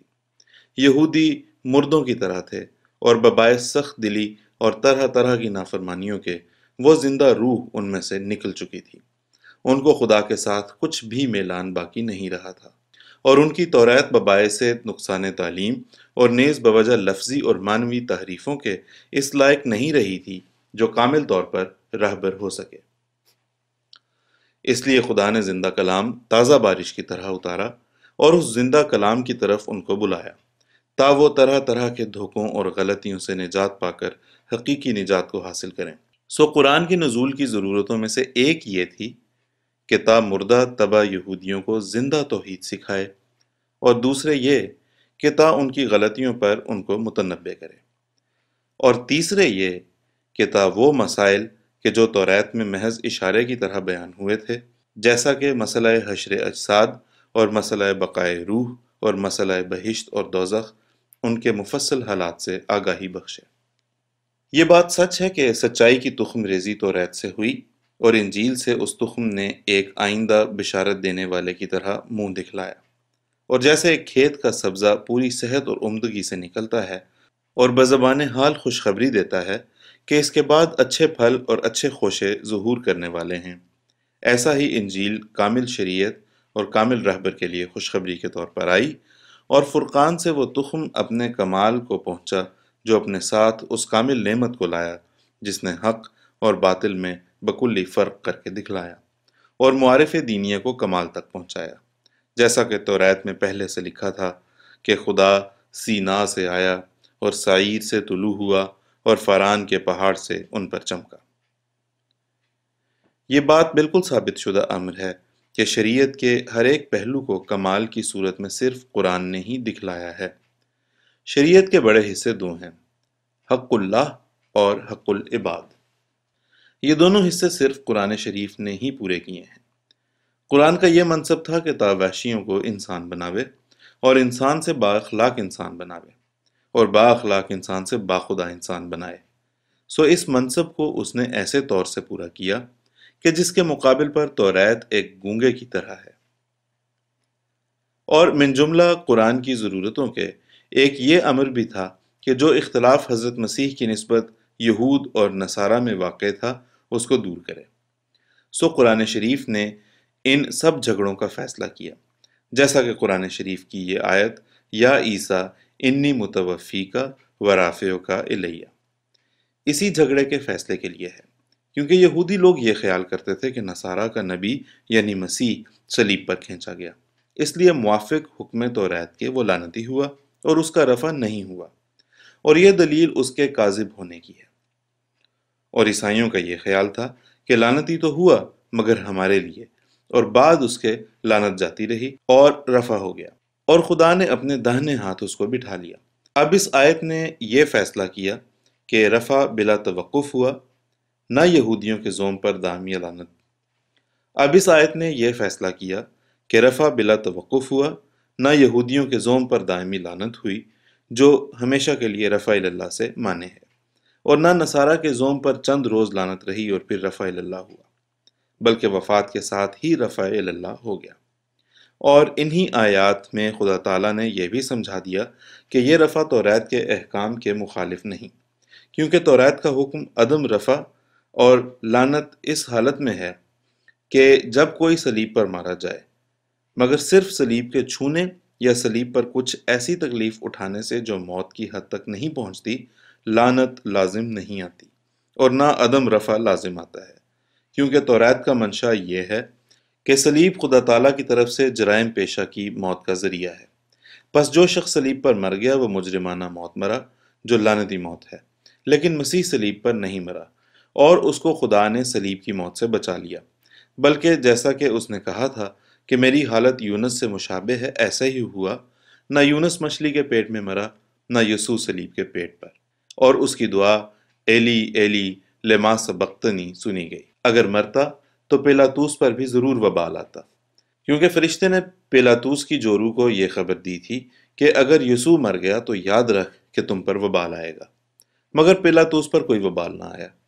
اور یہ بھی یسوع کے زندہ رہنے کی ایک نشانی ہے کہ اس کی ہڈیاں صلیب کے وقت نہیں توڑی گئیں، اور صلیب پر سے اتارنے کے بعد چھیدنے سے خون بھی نکلا، اور اس نے حواریوں کو صلیب کے بعد اپنے زخم دکھلائے، اور ظاہر ہے کہ نئی زندگی کے ساتھ زخموں کا ہونا ممکن نہ تھا۔ پس اس سے ثابت ہوا کہ یسوع صلیب پر نہیں مرا، اس لیے لعنتی بھی نہیں ہوا، اور بلا شبہ اس نے پاک وفات پائی، اور خدا کے تمام پاک رسولوں کی طرح موت کے بعد وہ بھی خدا کی طرف اٹھایا گیا، اور بموجب وعدہ انی متوفیکا و رافعوکا الیہ اس کا خدا کی طرف رفع ہوا۔ اگر وہ صلیب پر مرتا تو اپنے قول سے خود جھوٹا ٹھہرتا، کیونکہ اس صورت میں یونس کے ساتھ اس کی کچھ بھی مشابہت نہ ہوتی۔ سو یہی جھگڑا مسیح کے بارے میں یہود اور نصارہ میں چلا آتا تھا، جس کو آخر قرآن شریف نے فیصلہ کیا۔ پھر ابھی تک نصارہ کہتے ہیں کہ قرآن کے اترنے کی کیا ضرورت تھی۔ اے نادانو، اور دل کے اندھو، قرآن کامل توحید لایا۔ قرآن نے عقل اور نقل کو ملا کر دکھلایا۔ قرآن نے توحید کو کمال تک پہنچایا۔ قرآن نے توحید اور صفات باری پر دلائل قائم کیے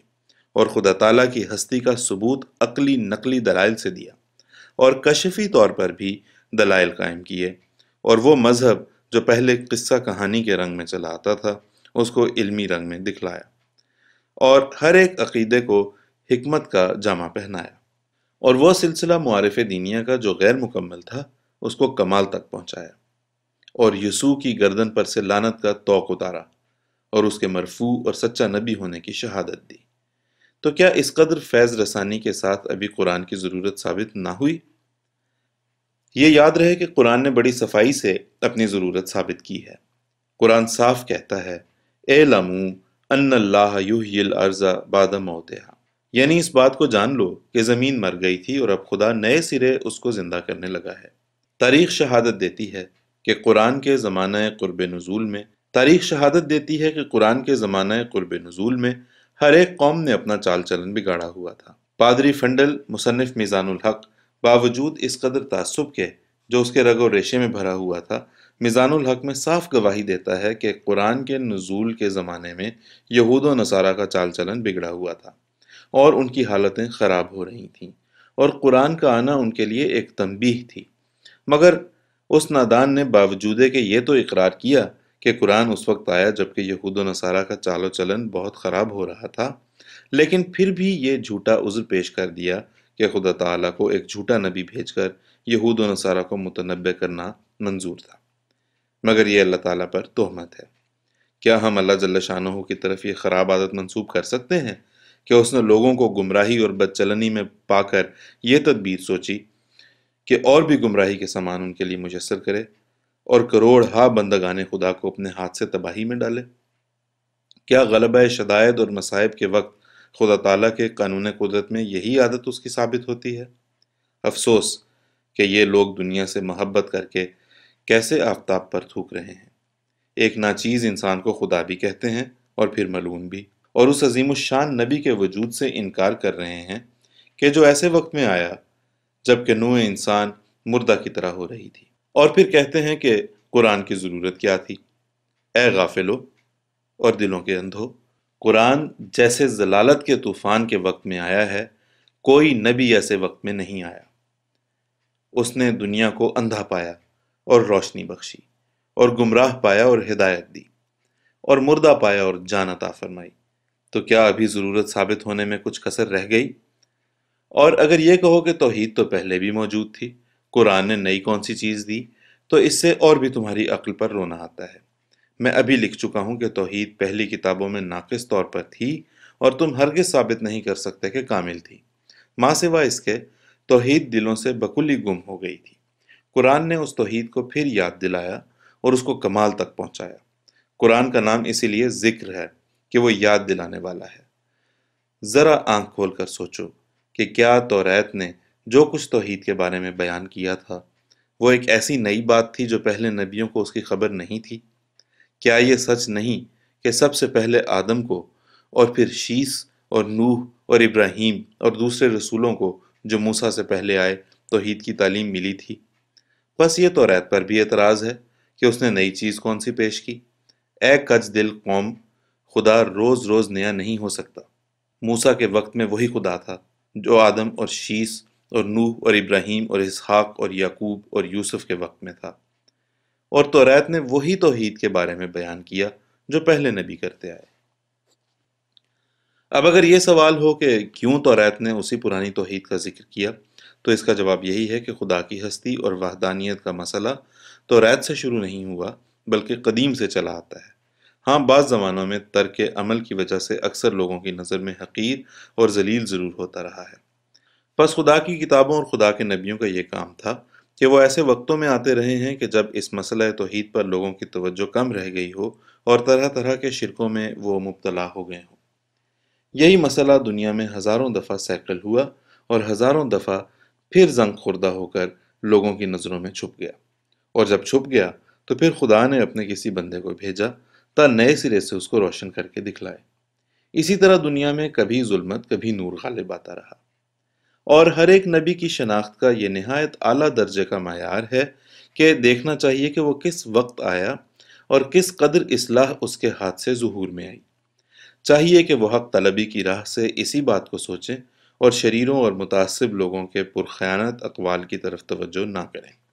اور ایک صاف نظر لے کر کسی نبی کے حالات کو دیکھیں کہ اس نے ظہور فرما کر اس زمانے کے لوگوں کو کس حالت میں پایا، اور پھر اس نے ان لوگوں کے عقائد اور چال چلن میں کیا تبدیلی کر کے دکھلائی۔ تو اس سے ضرور پتہ لگ جائے گا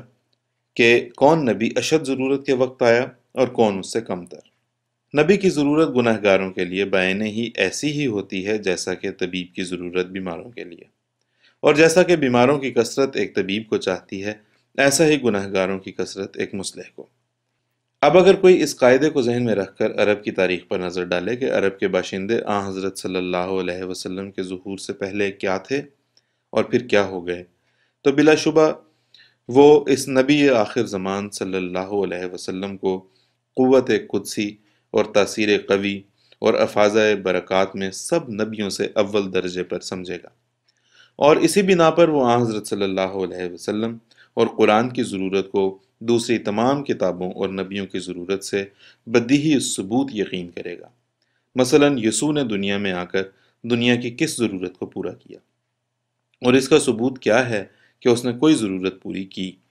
کیا یہودیوں کے اخلاق اور عادات اور ایمان میں کوئی بھاری تبدیلی کر دی، یا اپنے حواریوں کو تزکیہ نفس میں کمال تک پہنچا دیا؟ بلکہ ان پاک اصلاحوں میں سے کچھ بھی ثابت نہیں، اور اگر کچھ ثابت ہے تو صرف یہی کہ چند آدمی طمع اور لالچ سے بھرے ہوئے اس کے ساتھ ہو گئے، اور انجام کار انہوں نے بڑی قابل شرم بے وفائیاں دکھلائیں۔ اور اگر یسوع نے خودکشی کی تو میں اس سے زیادہ ہرگز تسلیم نہیں کروں گا کہ ایک ایسی بے وقوفی کی حرکت اس سے صادر ہوئی جس سے اس کی انسانیت اور عقل پر ہمیشہ کے لیے داغ لگ گیا۔ ایسی حرکت جس کو انسانی قوانین بھی ہمیشہ جرائم کے نیچے داخل کرتے ہیں، کیا کسی عقل سے ایسی حرکت جس کو انسانی قوانین بھی ہمیشہ جرائم کے نیچے داخل کرتے ہیں، کیا کسی عقل مند سے صادر ہو سکتی ہے؟ ہرگز نہیں۔ بس ہم پوچھتے ہیں کہ یسوع نے کیا سکھلایا اور کیا دیا؟ کیا وہ لعنتی قربانی جس کا عقل اور انصاف کے نزدیک کوئی بھی نتیجہ معلوم نہیں ہوتا؟ یاد رہے کہ انجیل کی تعلیم میں کوئی نئی خوبی نہیں، بلکہ یہ سب تعلیم توریت میں پائی جاتی ہے، اور اس کا ایک بڑا حصہ یہودیوں کی کتاب تالمود میں اب تک موجود ہے، اور یہودی فاضل اب تک روتے ہیں کہ ہماری پاک کتابوں سے یہ فکرے چرائے گئے ہیں۔ چنانچہ حال میں جو ایک فاضل یہودی کی کتاب میرے پاس آئی ہے، اس نے اسی بات کو ثبوت دینے کے لیے کئی ورق لکھے ہیں اور بڑے زور سے اسناد پیش کیے ہیں کہ یہ فقرات کہاں کہاں سے چرائے گئے۔ میں نے یہ کتابیں صرف میاں سراج الدین کے لیے منگوائی تھیں، مگر ان کی بدقسمتی ہے کہ وہ دیکھنے سے پہلے چلے گئے۔ محقق عیسائی اس بات کو قبول کرتے ہیں کہ در حقیقت انجیل یہودیوں کی کتابوں کے ان مضامین کا ایک خلاصہ ہے جو حضرت مسیح کو پسند آئی، لیکن بالآخر یہ کہتے ہیں کہ مسیح کے دنیا میں آنے سے یہ غرض نہیں تھی کہ کوئی نئی تعلیم لائے، بلکہ اصل مطلب تو اپنے وجود کی قربانی دینا تھا، یعنی وہی لعنتی قربانی جس کے بار بار کے ذکر سے میں اس رسالے کو پاک رکھنا چاہتا ہوں۔ غرض عیسائیوں کو یہ دھوکہ لگا ہوا ہے کہ شریعت توریت تک مکمل ہو چکی، اس لیے یسوع کوئی شریعت لے کر نہیں آیا بلکہ نجات دینے کے سامان لے کر آیا، اور قرآن نے ناحق پھر ایسی شریعت کی بنیاد ڈال دی جو پہلے مکمل ہو چکی تھی۔ یہی دھوکہ عیسائیوں کے ایمان کو کھا گیا، مگر یاد رہے کہ یہ بات بالکل صحیح نہیں ہے، بلکہ اصل حقیقت یہ ہے کہ چونکہ انسان سہو و نسیان سے مرکب ہے اور نوع انسان میں خدا کے احکام عملی طور پر ہمیشہ قائم نہیں رہ سکتے، اس لیے ہمیشہ نئے یاد دلانے والے اور قوت دینے والے کی ضرورت پڑتی ہے۔ لیکن قرآن شریف انہی دو ضرورتوں کی وجہ سے نازل نہیں ہوا، بلکہ وہ پہلی تعلیموں کا در حقیقت متمم اور مکمل ہے۔ مثلا توریت کا زور حالات موجودہ کے لحاظ سے زیادہ تر قصاص پر ہے، اور انجیل کا زور حالات موجودہ کے لحاظ سے عفو اور صبر اور درگزر پر ہے، اور قرآن ان دونوں صورتوں میں محل شناسی کی تعلیم دیتا ہے۔ ایسا ہی ہر ایک باب میں توریت افراد کی طرف گئی اور انجیل تفرید کی طرف، اور قرآن شریف وسط کی تعلیم کرتا اور محل اور موقع کا سبق دیتا ہے۔ گو نفس تعلیم تینوں کتابوں کا ایک ہی ہے، مگر کسی نے کسی پہلو کو شد و مد کے ساتھ بیان کیا اور کسی نے کسی پہلو کو، اور کسی نے فطرت انسانی کے لحاظ سے درمیانہ راہ لیا جو طریقہ تعلیم قرآن ہے۔ اور چونکہ محل اور موقع کا لحاظ رکھنا یہی حکمت ہے، سو اس حکمت کو صرف قرآن شریف نے سکھلایا ہے۔ توریت ایک بیہودہ سختی کی طرف کھینچ رہی ہے اور انجیل ایک بیہودہ عفو پر زور دے رہی ہے، اور قرآن شریف وقت شناسی کی تاکید کرتا ہے۔ پس جس طرح پستان میں آ کر خون دودھ بن جاتا ہے، اسی طرح توریت اور انجیل کے احکام قرآن میں آ کر حکمت بن گئے ہیں۔ اگر قرآن شریف نہ آیا ہوتا تو توریت اور انجیل اس اندھے کے تیر کی طرح ہوتی کہ کبھی ایک آدھ دفعہ نشانے پر لگ گیا اور 100 دفعہ خطا گیا۔ غرض شریعت قصوں کے طور پر توریت سے آئی اور مثالوں کی طرح انجیل سے ظاہر ہوئی، اور حکمت کے پیرائے میں قرآن شریف سے حق اور حقیقت کے طالبوں کو ملی۔ سو توریت اور انجیل قرآن کا کیا مقابلہ کریں گی؟ اگر صرف قرآن شریف کی پہلی صورت کے ساتھ ہی مقابلہ کرنا چاہیں، یعنی سورہ فاتحہ کے ساتھ جو فقط 7 آیتیں ہیں، اور جس ترتیب انسب اور ترکیب محکم اور نظام فطرتی سے اس صورت میں صدہا حقائق اور معارف دینیہ اور روحانی حکمتیں درج ہیں، ان کو موسیٰ کی کتاب یا یوسف کے چند ورق انجیل سے نکالنا چاہیں تو گو ساری عمر کوشش کریں، تب بھی یہ کوشش لا حاصل ہوگی۔ اور یہ بات لاف و گزاف نہیں بلکہ واقعی اور حقیقی یہی بات ہے کہ توریت اور انجیل کو علوم حکمیہ میں سورہ فاتحہ کے ساتھ بھی مقابلہ کرنے کی طاقت نہیں۔ ہم کیا کریں اور کیوں کر فیصلہ ہو؟ پادری صاحبان ہماری کوئی بات بھی نہیں مانتے، بھلا اگر وہ اپنی توریت یا انجیل کو معارف اور حقائق کے بیان کرنے اور خواص کلام الوہیت ظاہر کرنے میں کامل سمجھتے ہیں تو ہم بطور انعام 500 روپیہ نقد ان کو دینے کے لیے تیار ہیں۔ اگر وہ اپنی کل ضخیم کتابوں میں سے جو 70 کے قریب ہوں گی، وہ حقائق اور معارف شریعت اور مرتب اور منتظم در حکمت و جواہر معرفت و خواص کلام الوہیت دکھلا سکیں جو سورہ فاتحہ سے ہم پیش کریں، اور اگر یہ روپیہ تھوڑا ہو تو جس قدر ہمارے لیے ممکن ہوگا ہم ان کی درخواست پر بڑھا دیں گے، اور ہم صفائی فیصلہ کے لیے پہلے سورہ فاتحہ کی ایک تفسیر تیار کر کے اور چھاپ کر پیش کریں گے، اور اس میں وہ تمام حقائق و معارف خواص کلام الوہیت بتفصیل بیان کریں گے جو سورہ فاتحہ میں مندرج ہیں۔ اور پادری صاحبوں کا یہ فرض ہوگا کہ توریت اور انجیل اور اپنی تمام کتابوں میں سے سورہ فاتحہ کے مقابل پر حقائق اور معارف اور خواص کلام الوہیت، جس سے مراد فوق العادت عجائبات ہیں جن کا بشری کلام میں پایا جانا ممکن نہیں، پیش کر کے دکھلائیں۔ اور اگر وہ ایسا مقابلہ کریں اور 3 منصف غیر قوموں میں سے کہہ دیں کہ وہ لطائف اور معارف اور خواص کلام الوہیت جو سورہ فاتحہ میں ثابت ہوئے ہیں وہ ان کی پیش کردہ عبارتوں میں بھی ثابت ہیں، تو ہم 500 روپے جو پہلے سے ان کے لیے ان کی اطمینان کی جگہ پر جمع کرایا جائے گا دے دیں گے۔ اب کیا کسی پادری کا حوصلہ ہے جو ایسا مقابلہ کرے؟ خدا کا کلام خدا کی طاقتوں سے ثابت ہوتا ہے، جیسا کہ اس کی مصنوعات عجائب قدرت سے ثابت ہوتی ہیں۔ مثلاً آسمان پر ہزاروں ستارے ہیں۔ اب اگر کوئی بے وقوف چند ستاروں کی طرف اشارہ کر کے کہہ دے کہ ان کی کیا ضرورت ہے، لہٰذا یہ خدا کی طرف سے نہیں ہے، یا چند بوٹیوں یا پتھروں یا جانوروں کا نام لے کر کہہ دے کہ ان کے وجود کے بغیر دوسری بوٹیوں وغیرہ سے کام چل سکتا ہے، اس لیے یہ خدا تعالیٰ کی طرف سے نہیں ہے، تو ایسا قائل بجز دیوانے یا احمق کے کون ہو سکتا ہے؟ یہ بات یاد رکھنے کے لائق ہے کہ قرآن ان تمام کمالات کا جامع ہے جن کی انسان کو تکمیل نفس کے لیے حاجت ہے، اور توریت کی قرآن کے ساتھ یہ مثال ہے کہ جیسے ایک مسافر خانہ تھا، وہ بڑی بڑی آندھیوں اور زلزلوں کے باعث سے گر پڑا اور بجائے اس مسافر خانے کے ایک اینٹوں کا ڈھیر لگ گیا، اور پخانے کی اینٹیں باورچی خانے میں اور باورچی خانے کی پخانے میں جا پڑیں، اور سب مکان زیر و زبر ہو گیا۔ پس اس سرائے کے مالک کو مسافروں کے حال پر رحم آیا، سو اس نے فی الفور بجائے اس مسافر خانے کے ایک ایسا عمدہ اور آرام بخش مسافر خانہ تیار کیا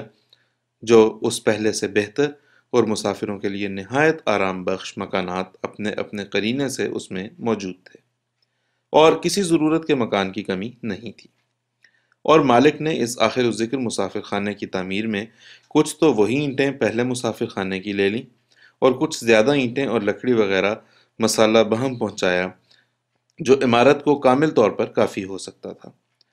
سو قرآن شریف وہی دوسرا مسافر خانہ ہے جس کی آنکھیں ہوں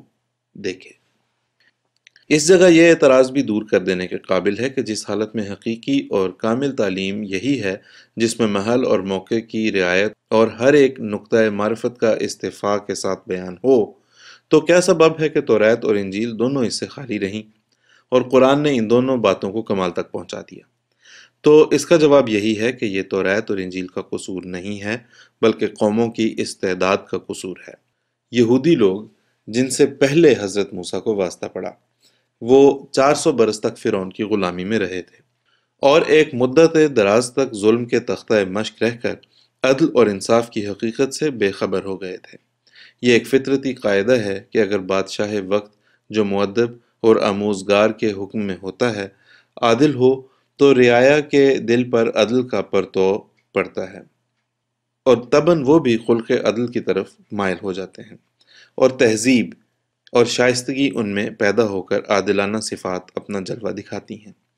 لیکن اگر بادشاہ ظالم ہو تو رعایا بھی اس سے ظلم اور تعدی کا سبق سیکھتی ہے اور اکثر ان کی صفت عدل سے محروم ہوتی ہے۔ بس یہی حال بنی اسرائیل کا ہوا کہ وہ لوگ ایک مدت دراز تک فرعون جیسے ظالم بادشاہ کی رعایا رہ کر اور طرح طرح کے ظلم اٹھا کر عدل کی کیفیت سے بالکل غافل ہو گئے۔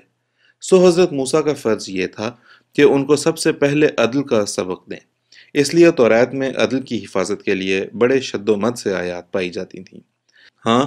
رحم کی آیات کا بھی توریت میں پتہ ملتا ہے، لیکن اگر غور سے دیکھو تو ایسی آیتیں بھی عدل کی حدود کی نگہداشت کے لیے اور ناجائز جذبات اور بے جا کینوں کے روکنے کے لیے بیان فرمائی گئی ہیں، اور ہر جگہ اصل مدعا قوانین عدل اور انصاف کی نگہداشت ہے۔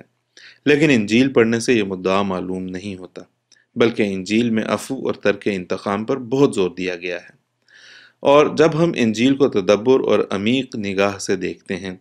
تو اس کے سلسلہ عبارت سے صاف مترشح ہوتا ہے کہ اس کتاب کا لکھنے والا اپنے مخاطبین کی نسبت یہ یقین رکھتا ہے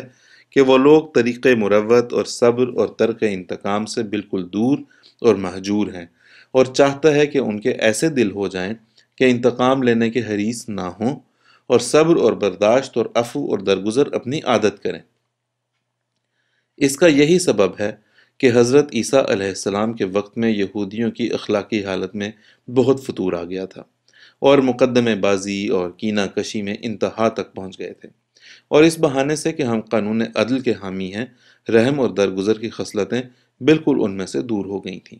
سو انجیل کی نصیحتیں قانون مختص الزمان کی طرح یا قانون مختص القوم کی طرح ان کو سنائی گئی تھیں، مگر یہ واقعی قانون کی تصویر نہ تھی، اس لیے قرآن نے آ کر اس کو دور کر دیا۔ جس وقت ہم قرآن کو غور سے دیکھتے ہیں اور صاف دل سے اس کے مقدمے کے گہراؤ تک چلے جاتے ہیں تو ہمیں صاف دکھائی دیتا ہے کہ قرآن نے نہ توریت کی طرح انتقام اور سختی پر ایسا زور ڈالا کہ جیسا کہ توریت کی لڑائیوں اور قانون قصاص سے ثابت ہوتا ہے، اور نہ انجیل کی طرح یک دفعہ عفو اور صبر اور درگزر کی تعلیم پر گر پڑا ہے، بلکہ بار بار امر بالمعروف اور نہی عن المنکر کا حکم دیتا ہے۔ یعنی یہ حکم دیتا ہے کہ جو امر عقل اور شرع کی روح سے بہتر اور محل پر ہو اس کو بجا لاؤ، اور جس پر عقل اور شرع کا اعتراض ہو اور منکرات میں سے ہو اس سے دستبردار ہو جاؤ۔ سو قرآن کے دیکھنے سے ایسا پایا جاتا ہے کہ وہ اپنے قوانین اور حدود اور اوامر کو علم کے رنگ میں ہمارے دلوں میں جمانا چاہتا ہے، کیونکہ وہ شخصی امر اور نہیں کے زندان میں ہمیں محبوس کرنا نہیں چاہتا، بلکہ اپنی پاک شریعت کو قواعد کلیہ کے طور پر بیان کرتا ہے۔ مثلا وہ ایک کلام کلی کے طور پر حکم فرماتا ہے کہ تم معروف کو بجا لاؤ اور منکر سے دستکش ہو جاؤ۔ سو یہ دو کلمے یعنی معروف اور منکر ایسے جامع کلمے ہیں جو شریعت کے قوانین کو علمی رنگ میں لے آتے ہیں، اور اس تعلیم سے ہر ایک محل میں یہ سوچنا پڑتا ہے کہ حقیقی نیکی کیا ہے۔ مثلا اس وقت جو زید نے ہمارا ایک گناہ کیا ہے تو کیا اس کو مارنا بہتر ہے یا عفو کرنا؟ اور ایک سائل جو ہم سے مثلا 1000 روپیہ اس غرض سے مانگتا ہے کہ وہ اس روپے سے اپنے لڑکے کی دھوم سے شادی کرے اور آتش بازی اور گانے والی عورتیں اور دوسرے باجوں کے ساتھ اپنے خاندان کے رسوم کے موافق اس رسم کو ادا کرے، تو گو ہم 1000 روپیہ اس کو دے سکتے ہیں، مگر ہمیں امر معروف اور نہیں منکر کے قاعدے کے لحاظ سے سوچ لینا چاہیے کہ ایسی سخاوت سے ہم کس شخص کی مدد کرتے ہیں۔ غرض اسی طرح قرآن نے ہمارے دین اور دنیا کی بہبودی کے لیے ہمارے ہر ایک کار خیر میں محل اور موقع کی قید لگا دی ہے۔ اب میں میاں سراج الدین صاحب کے سوال دوم کا پورا جواب دے چکا ہوں، اور میں لکھ چکا ہوں کہ اسلام نے یہودیوں کے ساتھ توحید منوانے کے لیے لڑائیاں نہیں کیں، بلکہ اسلام کے مخالف خود اپنی شرارتوں سے لڑائیوں کے محرک ہوئے۔ بعض نے مسلمانوں کے قتل کرنے کے لیے خود پہل تلوار اٹھائی، بعض نے ان کی مدد کی، بعض نے اسلام کی تبلیغ روکنے کے لیے بے جا مزاحمت کی۔ سو ان تمام موجبات کی وجہ سے مفسدین کو سرکوبی اور سزا اور سرکشی مدافعت کے لیے خدا تعالیٰ نے انہی مفسدوں کے مقابل پر لڑائیوں کا حکم کیا۔ اور یہ کہنا کہ آن حضرت صلی اللہ علیہ وسلم نے 13 برس تک اس وجہ سے مخالفوں سے لڑائی نہیں کی کہ اس وقت تک پوری جمعیت حاصل نہیں ہوئی تھی، یہ محض ظالمانہ اور مفسدانہ خیال ہے۔ اگر صورتحال یہ ہوتی کہ آن حضرت صلی اللہ علیہ وسلم کے مخالف 13 برس تک ان ظلموں اور خون ریزیوں سے باز رہتے جو مکہ میں ان سے ظہور پذیر ہوئے، اور پھر آپ منصوبہ کر کے یہ تجویز نہ کرتے کہ یا تو آن حضرت صلی اللہ علیہ وسلم کو قتل کر دینا چاہیے اور یا وطن سے نکال دینا چاہیے، اور آن حضرت صلی اللہ علیہ وسلم آپ ہی بغیر حملہ مخالفین کے مدینے کی طرف چلے جاتے، تو ایسی بدظنیوں کی کوئی جگہ بھی ہوتی۔ لیکن یہ واقعہ تو ہمارے مخالفوں کو بھی معلوم ہے کہ 13 برس کے عرصے میں ہمارے نبی صلی اللہ علیہ وسلم دشمنوں کی ہر ایک سختی پر صبر کرتے رہے، اور صحابہ کو سخت تاکید تھی کہ بدی کا مقابلہ نہ کیا جائے۔ چنانچہ مخالفوں نے بہت سے خون بھی کیے، اور غریب مسلمانوں کو زد و کوب کرنے اور خطرناک زخم پہنچانے کا تو کچھ شمار نہ رہا۔ آخر آن حضرت صلی اللہ علیہ وسلم کے قتل کرنے کے لیے حملہ کیا۔ سو ایسے حملے کے وقت خدا نے اپنے نبی کو شر اعداء سے محفوظ رکھ کر مدینے میں پہنچا دیا، اور خوشخبری دی کہ جنہوں نے تلوار اٹھائی وہ تلوار ہی سے ہلاک کیے جائیں گے۔ پس ذرا عقل اور انصاف سے سوچو کہ کیا اس رویداد سے یہ نتیجہ نکل سکتا ہے کہ جب آن حضرت صلی اللہ علیہ وسلم کے پاس کچھ جمعیت لوگوں کی ہو گئی تو پھر لڑائی کی نیت جو پہلے سے دل میں پوشیدہ تھی ظہور میں آئی؟ افسوس، ہزار افسوس کہ تعصب مذہبی کی روح سے عیسائی دین کے حامیوں کی کہاں تک نوبت پہنچ گئی ہے۔ یہ بھی نہیں سوچتے کہ مدینے میں جا کر جب مکے والوں کے تعاقب کے وقت بدر کی لڑائی ہوئی، جو اسلام کی پہلی لڑائی ہے، تو کون سی جمعیت پیدا ہو گئی تھی؟ اس وقت تو کل 313 آدمی مسلمان تھے، اور وہ بھی اکثر نو عمر ناتجربہ کار جو میدان بدر میں حاضر ہوئے تھے۔ پس سوچنے کا مقام ہے کہ کیا اس قدر آدمیوں پر بھروسہ کر کے عرب کے تمام بہادروں اور یہود اور نصارہ اور لاکھوں انسانوں کی سرکوبی کے لیے میدان میں کسی کا نکلنا عقل فتویٰ دے سکتی ہے؟ اس سے صاف ظاہر ہے کہ وہ نکلنا ان تدبیروں اور ارادوں کا نتیجہ نہیں تھا جو انسان دشمنوں کے ہلاک کرنے اور اپنی فتح یابی کے لیے سوچتا ہے، کیونکہ اگر ایسا ہوتا تو کم سے کم 30-40 ہزار فوج کی جمعیت حاصل کر لینا ضروری تھا، اور پھر اس کے بعد لاکھوں انسانوں کا مقابلہ کرنا۔ لہٰذا صاف ظاہر ہے کہ یہ لڑائی مجبوری کے وقت خدا تعالیٰ کے حکم سے ہوئی تھی، نہ ظاہری سامان کے بھروسے پر۔ اس جگہ ایک اور اعتراض کو دفع کرنا بھی ضروری ہے، اور وہ یہ ہے کہ اگر مدار نجات توحید اور اعمال صالحہ ہیں جو خدا کی محبت اور خوف سے ظہور پذیر ہوں، تو یہودیوں کو کیوں اسلام کی طرف بلایا گیا؟ کیا یہودیوں میں ایک بھی ایسا آدمی باقی نہیں رہا تھا جو عملی طور پر توحید کا پابند اور خدا کی اطاعت کا جوا اپنی گردن پر رکھتا ہو؟ اس کا جواب یہ ہے کہ ہم ثابت کر چکے ہیں کہ حضرت صلی اللہ علیہ وسلم کے ظہور کے وقت اکثر یہود اور نصارہ فاسق تھے، جیسا کہ قرآن شریف صاف گواہی دیتا ہے کہ وَأَكْثَرُهُمْ فَاسِقُونَ۔ بس جب کہ اکثر لوگ ان میں فاسق تھے جنہوں نے عملی طور پر توحید کے آداب اور اعمال صالحہ کو چھوڑ دیا تھا، اس لیے خدا کے رحم نے ان کی اصلاح کے لیے اپنی سنت قدیمہ کے موافق یہی تقاضا کیا کہ ان کی طرف رسول بھیجے۔ پھر اگر فرض بھی کر لیں کہ ان میں کوئی شاذ و نادر موحد اور صالح تھا، سو وہ خدا کے رسول سے سرکش رہ کر صالح نہ رہا، اور جب کہ ادنا گناہ انسان کے دل کو سیاہ کر دیتا ہے، تو پھر کیوں کر باور کیا جائے کہ خدا کے رسول کی نافرمانی کرنے والا اور اسے عداوت رکھنے والا پاک دل رہ سکتا ہے؟ سراج الدین عیسائی کا تیسرا سوال: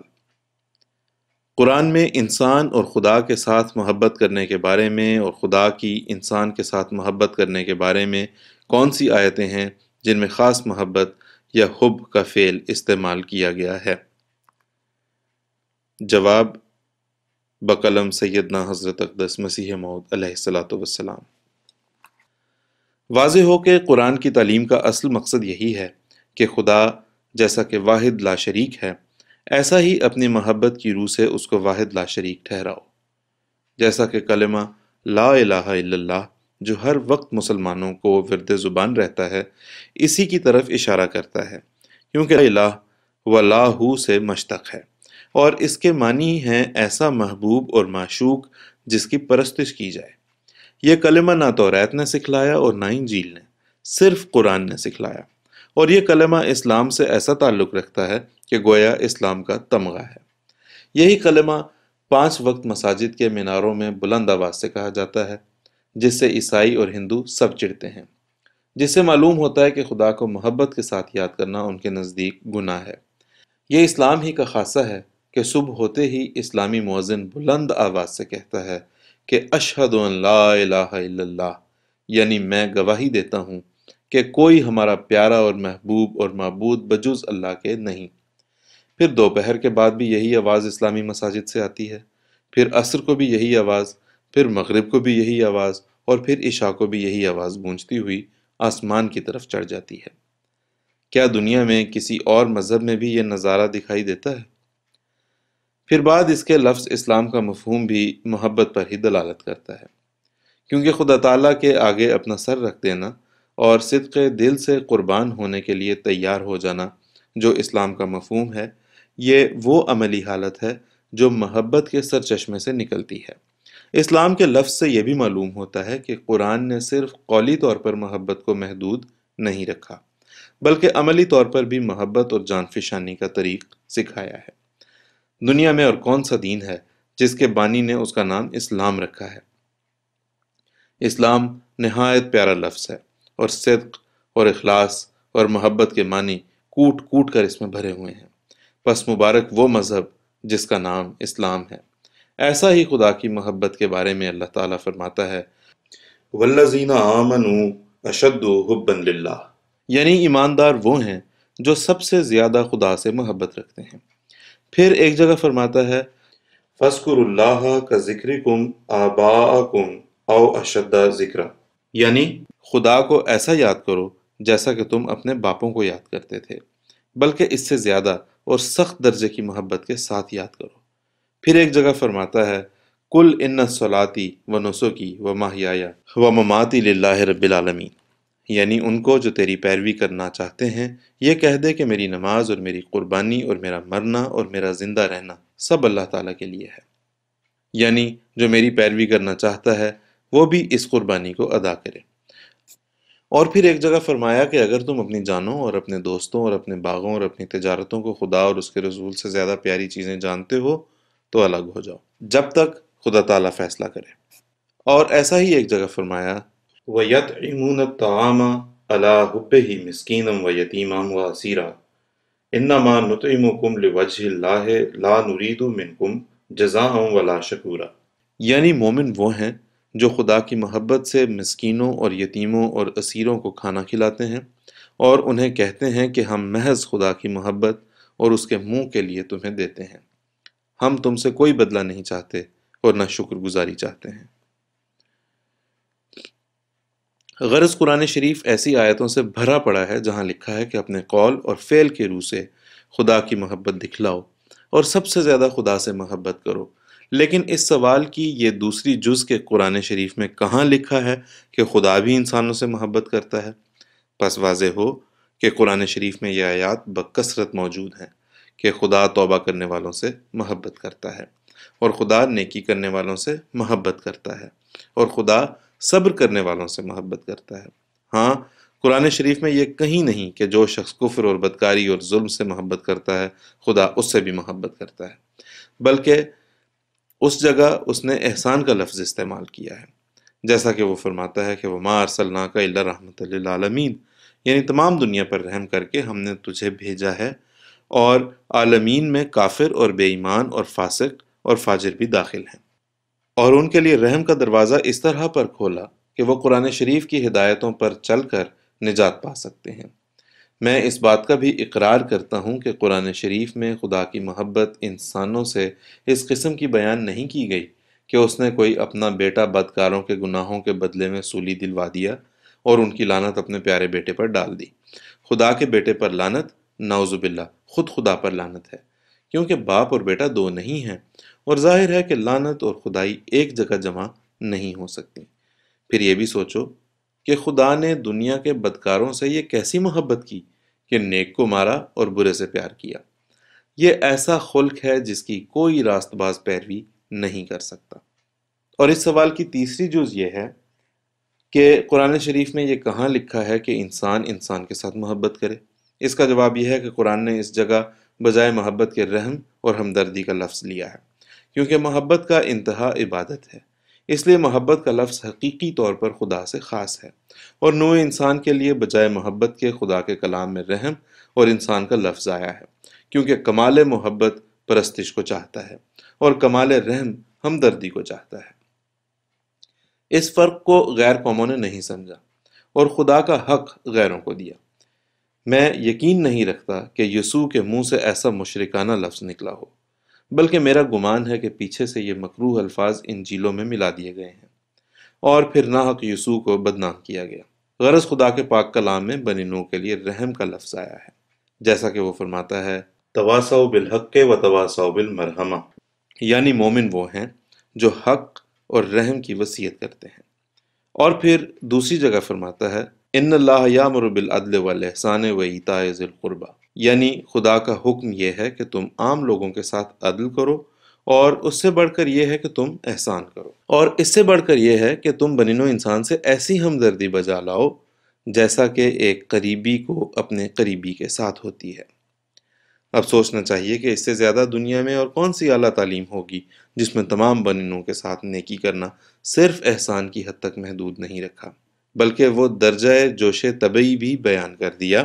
جس کا نام ایتاء ذی القربی ہے، کیونکہ احسان کرنے والا اگرچہ احسان کے وقت ایک نیکی کرتا ہے مگر جزا اور پاداش کا خواہاں ہوتا ہے، اسی لیے وہ کبھی منکر احسان اور کافر نعمت پر ناراض بھی ہو جاتا ہے، اور کبھی جوش میں آ کر اپنا احسان بھی یاد دلاتا ہے۔ مگر طبعی جوش سے نیکی کرنا، جس کو قرآن نے ذی القربیٰ کی نیکی کے ساتھ مشابہت دی ہے، یہ در حقیقت آخری درجہ نیکی کا ہے جس کے بعد اور کوئی مرتبہ نیکی کا نہیں، کیونکہ ماں کی نیکی بچے کے ساتھ اور اس کا رحم ایک طبعی جوش ہے، اور ناکارہ شیرخوار سے کوئی شکر گزاری مطلوب نہیں۔ یہ تین درجے بنی نوح کے حق گزاری کے ہیں اور قرآن شریف نے بیان فرمائے ہیں۔ اب جب ہم توریت اور انجیل کو دیکھتے ہیں تو ہمیں ایماناً کہنا پڑتا ہے کہ یہ دونوں کتابیں اس اعلیٰ درجے کی حق گزاری سے خالی ہیں۔ بھلا ہم ان دونوں کتابوں سے اس تیسرے درجے کی کیا توقع رکھیں؟ ان میں تو پہلا اور دوسرا درجہ بھی کامل طور پر بیان نہیں کیا گیا، کیونکہ جس حالت میں توریت صرف یہودیوں کے لیے نازل ہوئی ہے اور حضرت مسیح بھی صرف بنی اسرائیل کی بھیڑوں کے لیے بھیجے گئے ہیں، تو ان کو دوسروں سے کیا غرض اور کیا تعلق تھا؟ تا ان کی نسبت عدل اور احسان کی ہدایتیں بیان کی جاتی، لہٰذا وہ تمام احکام بنی اسرائیل تک ہی محدود رہے، اور اگر محدود نہیں تھے تو کیوں یسوع نے باوجود کہ ایک عورت کے نالہ و فریاد کرنے کی آواز سنی اور اس کی عاجزانہ درخواست اس تک پہنچی تو پھر بھی یسوع نے اس پر رحم نہ کیا اور کہا کہ میں صرف بنی اسرائیل کے لیے بھیجا گیا ہوں؟ پس جبکہ یسوع نے خود دوسروں کے لیے جو بنی اسرائیل سے خارج تھے رحم اور ہمدردی سے کوئی عملی نمونہ نہ دکھلایا، تو کیوں کر امید کی جائے کہ یسوع کی تعلیم میں دوسری قوموں پر رحم کرنے کا حکم ہے؟ یسوع نے تو صاف کہہ دیا کہ میں دوسری قوموں کے لیے بھیجا ہی نہیں گیا۔ تو اب ہم کیا امید رکھ سکتے ہیں کہ یسوع کی تعلیم میں غیر قوموں پر رحم کرنے کے لیے کچھ ہدایتیں ہیں؟ نہیں، بلکہ یسوع کی تعلیم کا رخ صرف یہودیوں کی طرف ہے، اور یسوع خود اپنے تئیں اس بات کا مجاز نہیں سمجھتا کہ دوسری قوموں کی نسبت کچھ ہدایتیں بیان فرمائے۔ پھر وہ کیوں کر عام طور پر رحم کی تعلیم دے سکتا ہے؟ اور اگر انجیل میں یسوع کے اس کلمے کے مخالف کہ میری تعلیم اور ہمدردی یہود تک محدود ہے کوئی اور کلمہ لکھا بھی گیا ہو تو بلا شبہ وہ کلمہ الحاقی ہوگا، کیونکہ تناقض جائز نہیں۔ اس طرح توریت کے پیش نظر بھی صرف یہودی تھے، اور توریت کی تعلیم کا بھی تمام پرواز یہودیوں کے سروں تک ہے۔ لیکن وہ قانون جو عام عدل اور احسان اور ہمدردی کے لیے دنیا میں آیا، وہ صرف قرآن ہے۔ اللہ تعالیٰ فرماتا ہے، قُلْ یا ایُّہَا النَّاسُ انی رسول اللہ الیکم جمیعا،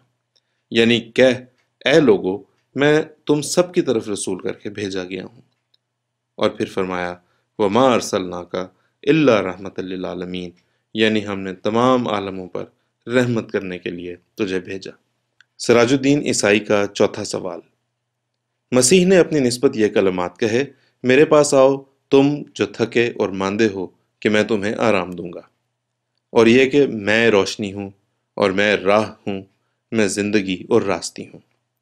کیا بانی اسلام نے یہ کلمات یا ایسے کلمات کسی جگہ اپنی طرف منسوب کیے ہیں؟ سراج الدین عیسائی کے چوتھے سوال کا جواب بقلم سیدنا حضرت اقدس مسیح موعود علیہ الصلوۃ والسلام۔ قرآن شریف میں صاف فرمایا گیا ہے، قُلْ إِن كُنتُمْ تُحِبُّونَ اللَّهَ فَاتَّبِعُونِي يُحْبِبْكُمُ اللَّهُ، یعنی ان کو کہہ دے کہ اگر خدا سے محبت رکھتے ہو تو آؤ میری پیروی کرو، تا خدا بھی تم سے محبت کرے اور تمہارے گناہ بخشے۔ یہ وعدہ کہ میری پیروی سے انسان خدا کا پیارا بن جاتا ہے، مسیح کے گزشتہ اقوال پر غالب ہے، کیونکہ اس سے بڑھ کر کوئی مقام نہیں کہ انسان خدا کا پیارا ہو جائے۔ پس جس کی راہ پر چلنا انسان کو محبوب الہی بنا دیتا ہے، اس سے زیادہ کس کا حق ہے کہ اپنے تئیں روشنی کے نام سے موسوم کرے۔ اس لیے اللہ جل شانہ نے قرآن شریف میں آن حضرت صلی اللہ علیہ وسلم کا نام نور رکھا ہے، جیسا کہ فرماتا ہے، قد جاءکم من اللہ نور، یعنی تمہارے پاس خدا کا نور آیا ہے۔ اور یہ جملہ کہ تم جو تھکے اور ماندے ہو میرے پاس آ جاؤ میں تمہیں آرام دوں گا، یہ کیسا لغو معلوم ہوتا ہے۔ اگر آرام سے مراد دنیا کا آرام اور بے قیدی ہے، تب تو یہ فقرہ بلا شبہ صحیح ہے، کیونکہ مسلمان جب مسلمان ہوتا ہے تو اس کو 5 وقت نماز پڑھنی پڑتی ہے، الصبح سورج سے پہلے صبح کی نماز کے لیے اٹھنا پڑتا ہے، اور پانی سے گو موسم سرما میں کیسا ہی پانی ٹھنڈا ہو وضو کرنا پڑتا ہے، اور پھر 5 وقت مسجد کی طرف نماز جماعت کے لیے دوڑنا پڑتا ہے، اور پھر قریباً 1 پہر رات باقی رہتے خواب شیریں سے اٹھ کر تہجد کی نماز پڑھنی پڑتی ہے، غیر عورتوں کے دیکھنے سے اپنے تئیں بچانا پڑتا ہے، شراب اور ہر ایک نشے سے اپنے تئیں دور رکھنا پڑتا ہے، خدا کے مواخذے سے خوف کر کے حقوق عباد کا لحاظ رکھنا پڑتا ہے،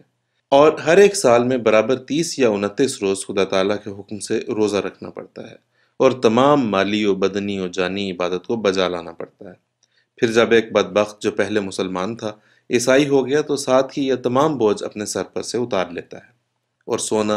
اور کھانا اور شراب پینا اور اپنے بدن کو آرام میں رکھنا اس کا کام ہوتا ہے، اور یک دفعہ تمام اعمال شاقہ سے دستکش ہو جاتا ہے، اور حیوانوں کی طرح بجز اکل و شرب اور ناپاک عیاشی کے اور کوئی کام اس کا نہیں ہوتا۔ پس اگر یسوع کے گزشتہ بالا فقرے کے یہی معنی ہیں کہ میں تمہیں آرام دوں گا، تو بے شک ہم قبول کرتے ہیں کہ در حقیقت عیسائیوں کو اس چند روزہ سفلی زندگی میں بوجہ اپنی بے قیدی کے بہت ہی آرام ہے، یہاں تک کہ ان کی دنیا میں نظیر نہیں۔ وہ مکھی کی طرح ہر ایک چیز پر بیٹھ سکتے ہیں، اور وہ خنزیر کی طرح ہر ایک چیز کھا سکتے ہیں۔ ہندو گائے سے پرہیز کرتے ہیں اور مسلمان سور سے، مگر یہ بلا نوش دونوں ہضم کر جاتے ہیں۔ سچ ہے، عیسائی باش ہر چخواہی بکن۔ سور کو حرام ٹھہرانے میں توریت میں کیا کیا تاکیدیں تھیں، یہاں تک کہ اس کا چھونا بھی حرام تھا، اور صاف لکھا تھا کہ اس کی حرمت ابدی ہے، مگر ان لوگوں نے اس سور کو بھی نہیں چھوڑا جو تمام نبیوں کی نظر میں نفرتی تھا۔ یسوع کا شرابی کبابی ہونا تو خیر ہم نے مان لیا، مگر کیا اس نے کبھی سور بھی کھایا تھا؟ وہ تو ایک مثال میں بیان کرتا ہے کہ تم اپنے موتی سوروں کے آگے مت پھینکو۔ پس اگر موتیوں سے مراد پاک کلمے ہیں تو سوروں سے مراد پلید آدمی ہیں۔ اس مثال میں یسوع صاف گواہی دیتا ہے کہ سور پلید ہے، کیونکہ مشبہ اور مشبہ بہ میں مناسبت شرط ہے۔ غرض عیسائیوں کا آرام جو ان کو ملا ہے وہ بے قیدی اور اباحت کا آرام ہے، لیکن روحانی آرام جو خدا کے وصال سے ملتا ہے اس کے بارے میں تو میں خدا کی دہائی دے کر کہتا ہوں کہ یہ قوم اس سے بالکل بے نصیب ہے۔ ان کی آنکھوں پر پردے اور ان کے دل مردہ اور تاریکی میں پڑے ہوئے ہیں۔ یہ لوگ سچے خدا سے بالکل غافل ہیں، اور ایک عاجز انسان کو جو ہستی ازلی کے آگے کچھ بھی نہیں ناحق خدا بنا رکھا ہے۔ ان میں برکات نہیں، ان میں دل کی روشنی نہیں، ان کو سچے خدا کی محبت نہیں، بلکہ اس سچے خدا کی معرفت بھی نہیں۔ ان میں کوئی بھی نہیں، ہاں ایک بھی نہیں جس میں ایمان کی نشانیاں پائی جاتی ہوں۔ اگر ایمان کوئی واقعی برکت ہے تو بے شک اس کی نشانیاں ہونی چاہیے، مگر کہاں ہے ایسا عیسائی جس میں یسوع کی بیان کردہ نشانیاں پائی جاتی ہوں؟ پس یا تو انجیل جھوٹی ہے